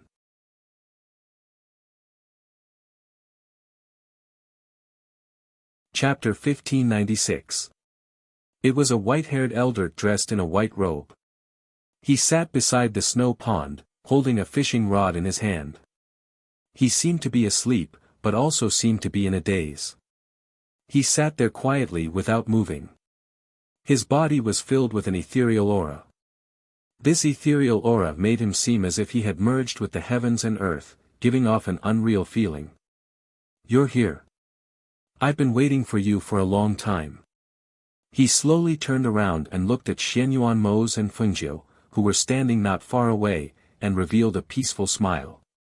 "How did Tianji Elder know that we were coming?" Fengjiu asked with a smile. He looked at the silver-haired elder in front of him. This person was Mo Chen's master. He even knew that she was from the outer world. Tianji Elder smiled and looked at the two of them. He said meaningfully, "Not only did I know that you were coming, I also knew that you would face a great calamity." Hearing this, Fengjiu's heart skipped a beat. Great calamity? She glanced at Xianyuan Mose, then looked at Tianji Elder and asked, "Tianji Elder, please enlighten us." Tianji Elder shook his head with a smile, "Heaven's secrets cannot be revealed." Xianyuan Mose frowned and looked at Tianji Elder, saying, "We're here for the 300-year-old icy heart white jade lotus behind you." Listening to Tianji Elder's nonsense only made Fengjiu's imagination run wild. Hearing Xianyuan Mose's words, Tianji Elder smiled and walked to the side of the snow pond. He flew over and plucked the 300-year-old icy heart white jade lotus from the snow pond. Then, he turned around and returned to the side. He glanced at the icy heart white jade lotus in his hand and slowly walked up to Xianyuan Mose and Fengjiu. He looked at them and sighed. "The road ahead of you will not be easy. The world is changing, and a storm is brewing. Please take care." After handing the icy heart white jade lotus to Fengjiu, he turned around with his hands clasped behind his back and walked away with light steps. Only 2 sentences were carried by the breeze and entered the ears of the few people present. If it's a blessing, it's not a curse. If it's a curse, it can't be avoided. The phoenix is reborn from the ashes. Hearing that, Fengjiu didn't feel good and even felt a little irritated. It seemed that those who knew how to look at the number of the Emperor Star and calculate with their fingers all liked to talk about the beginning but not the end. This made them feel even worse than not talking at all. This Tianji Elder was not an ordinary person. Since he said so, he must have his reasons. But what was it? When Mo Chen saw this, she smiled faintly and said, "Please don't take offense. My master is like this. You've come from afar, so please stay here first." As she spoke, she gestured for them to enter first. Xianyuan Mose originally didn't want to stay here, but when he thought of Fengjiu's hurried journey, he didn't say a word of objection. Instead, he took her hand and walked forward. There's no need to worry. This kind of old swindler likes to deliberately mystify things. He spoke slowly, hoping that she wouldn't be too worried because of the Tianji elder's words. And Fengjiu, who had been wondering just what was going on, couldn't help but laugh when he heard Mo Chen call the Tianji elder an old swindler. His originally grave mood eased a little, and he gave Mo Chen a disapproving glare. That's the Tianji elder. How can you call him an old swindler? That's too rude. As he spoke, he smiled apologetically at Mo Chen.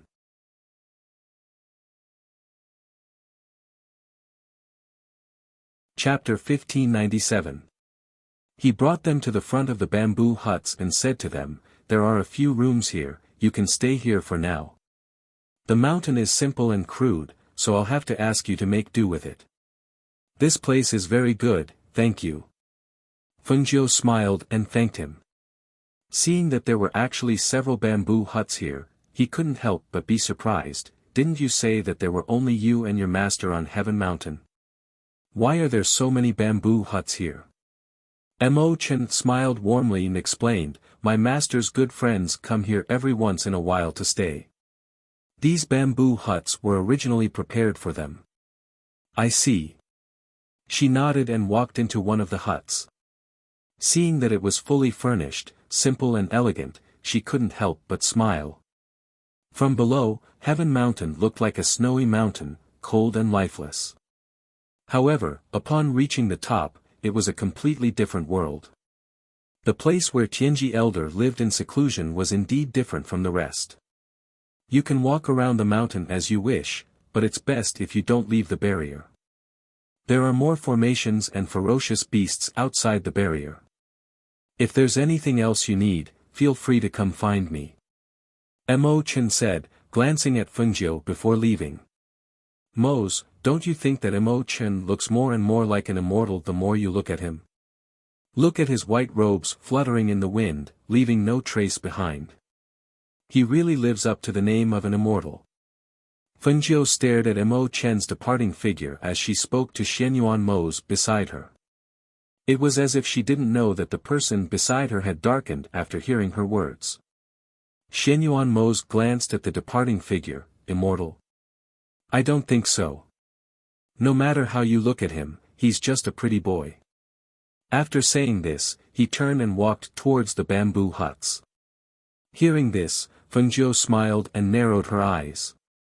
She said to Hui Lang behind her, "Look at your master's jealous face, isn't it fun?" Hui Lang grinned and hurriedly nodded his head. Interesting, interesting. Ghost Doctor, only you have a way to make my master jealous. I was telling Ying Yi earlier that when my master gets jealous, it simply destroys his heroic and domineering image. He's simply at Sundra. Before he could finish speaking, he saw his master, who had originally walked into the bamboo house, walk out with a dark face and anger. His sharp gaze swept over him with anger, scaring him so much that he couldn't continue speaking. He could only embarrassedly reveal a fawning smile. "Hee, Moss, master. You have a lot of free time. Full of energy.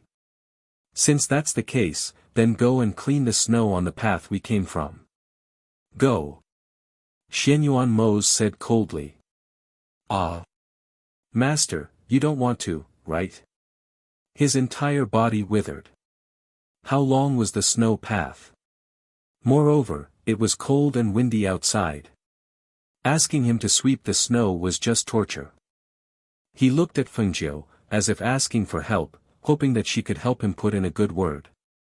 Xianyuan Mose saw him staring at Fengjiu and coldly snorted, "What are you looking at her for? Why aren't you going?" Seeing this, Fengjiu chuckled. She stepped forward and took Xianyuan Mose's hand. Affectionately, she pressed her face against his arm and said, "I'm going to refine these 2 herbs into pills. Let Hui Lang stay and help me." Seeing the little woman snuggling up to him with a fawning expression, Xianyuan Mose's expression softened. His voice also became gentler. "Isn't there still Ying Yi?"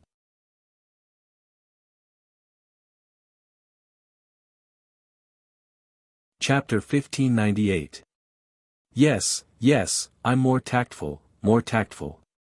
Grey Wolf hurriedly echoed, grinning at Ing Yi who was standing on the side. Seeing this, Xianyuan Mose didn't say anything more, and carried Fengjiu into the bamboo hut. You must be tired from the journey, rest first before you go and refine pills. Phew, that scared me to death. Thank goodness the ghost doctor was here. The ghost doctor is indeed the master's nemesis. Hui Lang patted his chest and exhaled, feeling as if he had escaped a calamity. Ing Yi glanced at him, but didn't say anything, only standing guard nearby.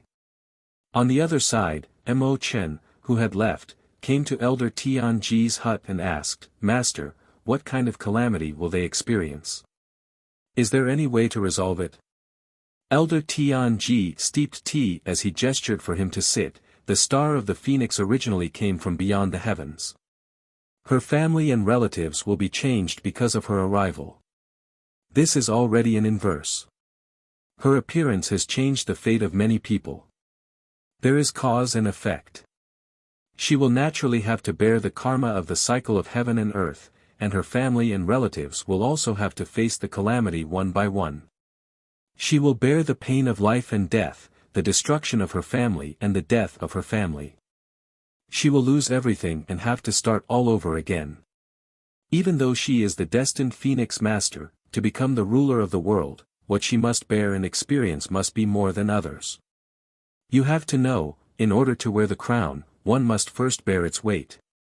Elder Tianji sighed, and took a sip of tea.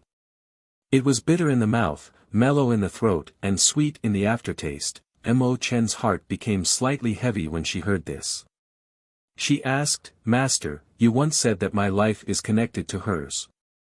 You said that I have to protect the heavenly fate Phoenix Master. Then how can I help her in this matter?"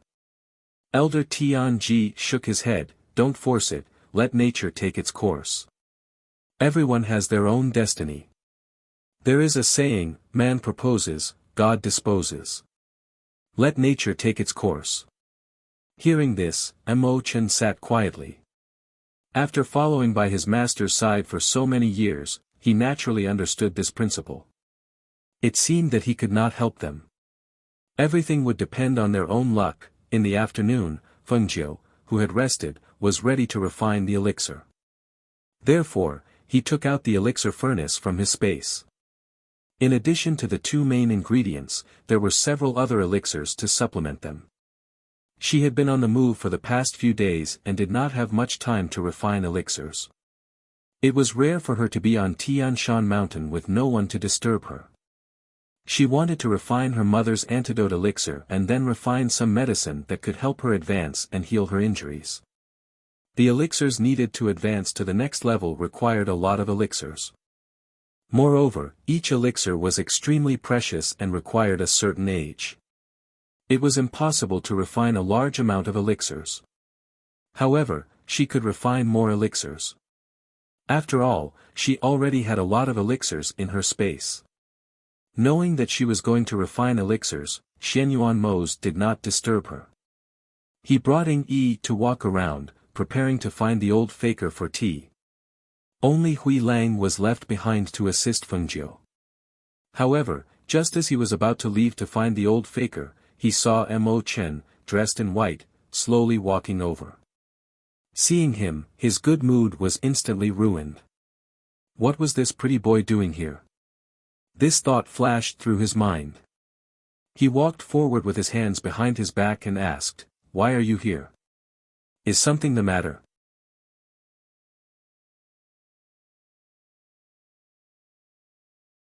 Chapter 1599.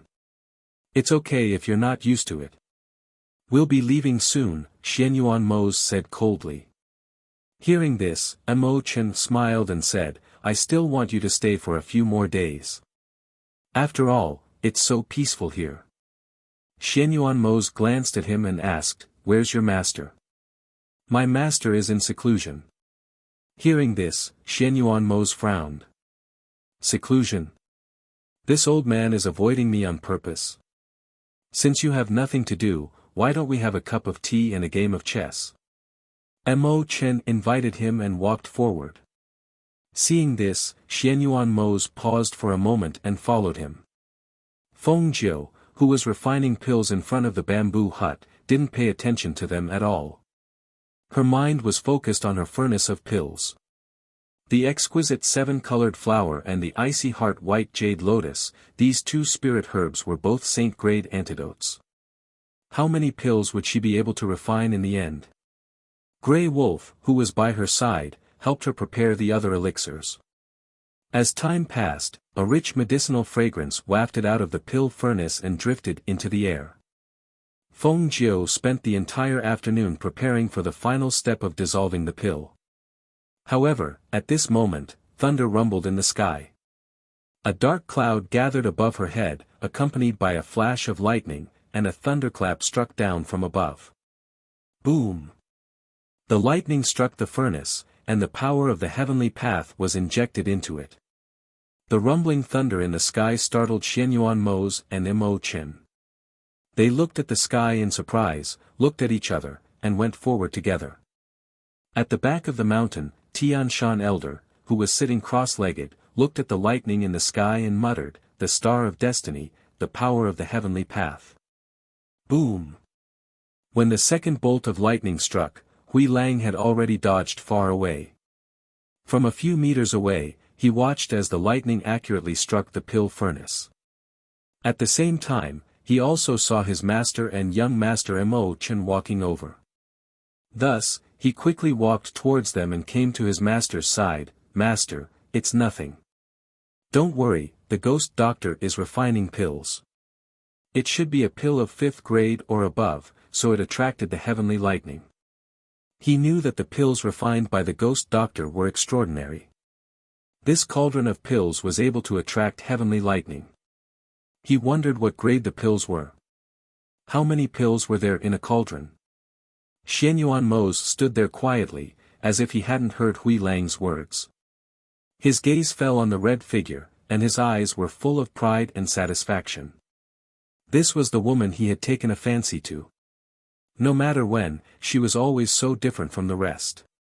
And when she was concentrating on refining pills, her serious expression was so beautiful that he couldn't take his eyes off her. Mo Chen stood at the side and didn't say anything. He just watched quietly. He knew that Feng Jiu's alchemy skills were extraordinary, but he didn't expect that a cauldron of pills that she casually refined could attract heavenly lightning. Such ability, such talent, she could be called a genius. Boom! It was also at this moment that the third bolt of heavenly lightning struck down. When the third bolt of heavenly lightning struck down, the dark clouds in the sky dispersed along with the airflow that permeated the air gradually dispersed as well. The only thing that could be clearly smelled was the dense medicinal fragrance that was being emitted from the cauldron of pills that caused one's heart to tremble. You're tuning in to the Han Li's Wuxia Adventures YouTube channel. We're so grateful for your support, and don't forget to subscribe to join us on this incredible journey through captivating stories. Your generosity through donations truly makes a world of difference, as it's the primary source of revenue that allows me to expand and enhance this channel for you. Thank you from the bottom of my heart for being a part of this adventure.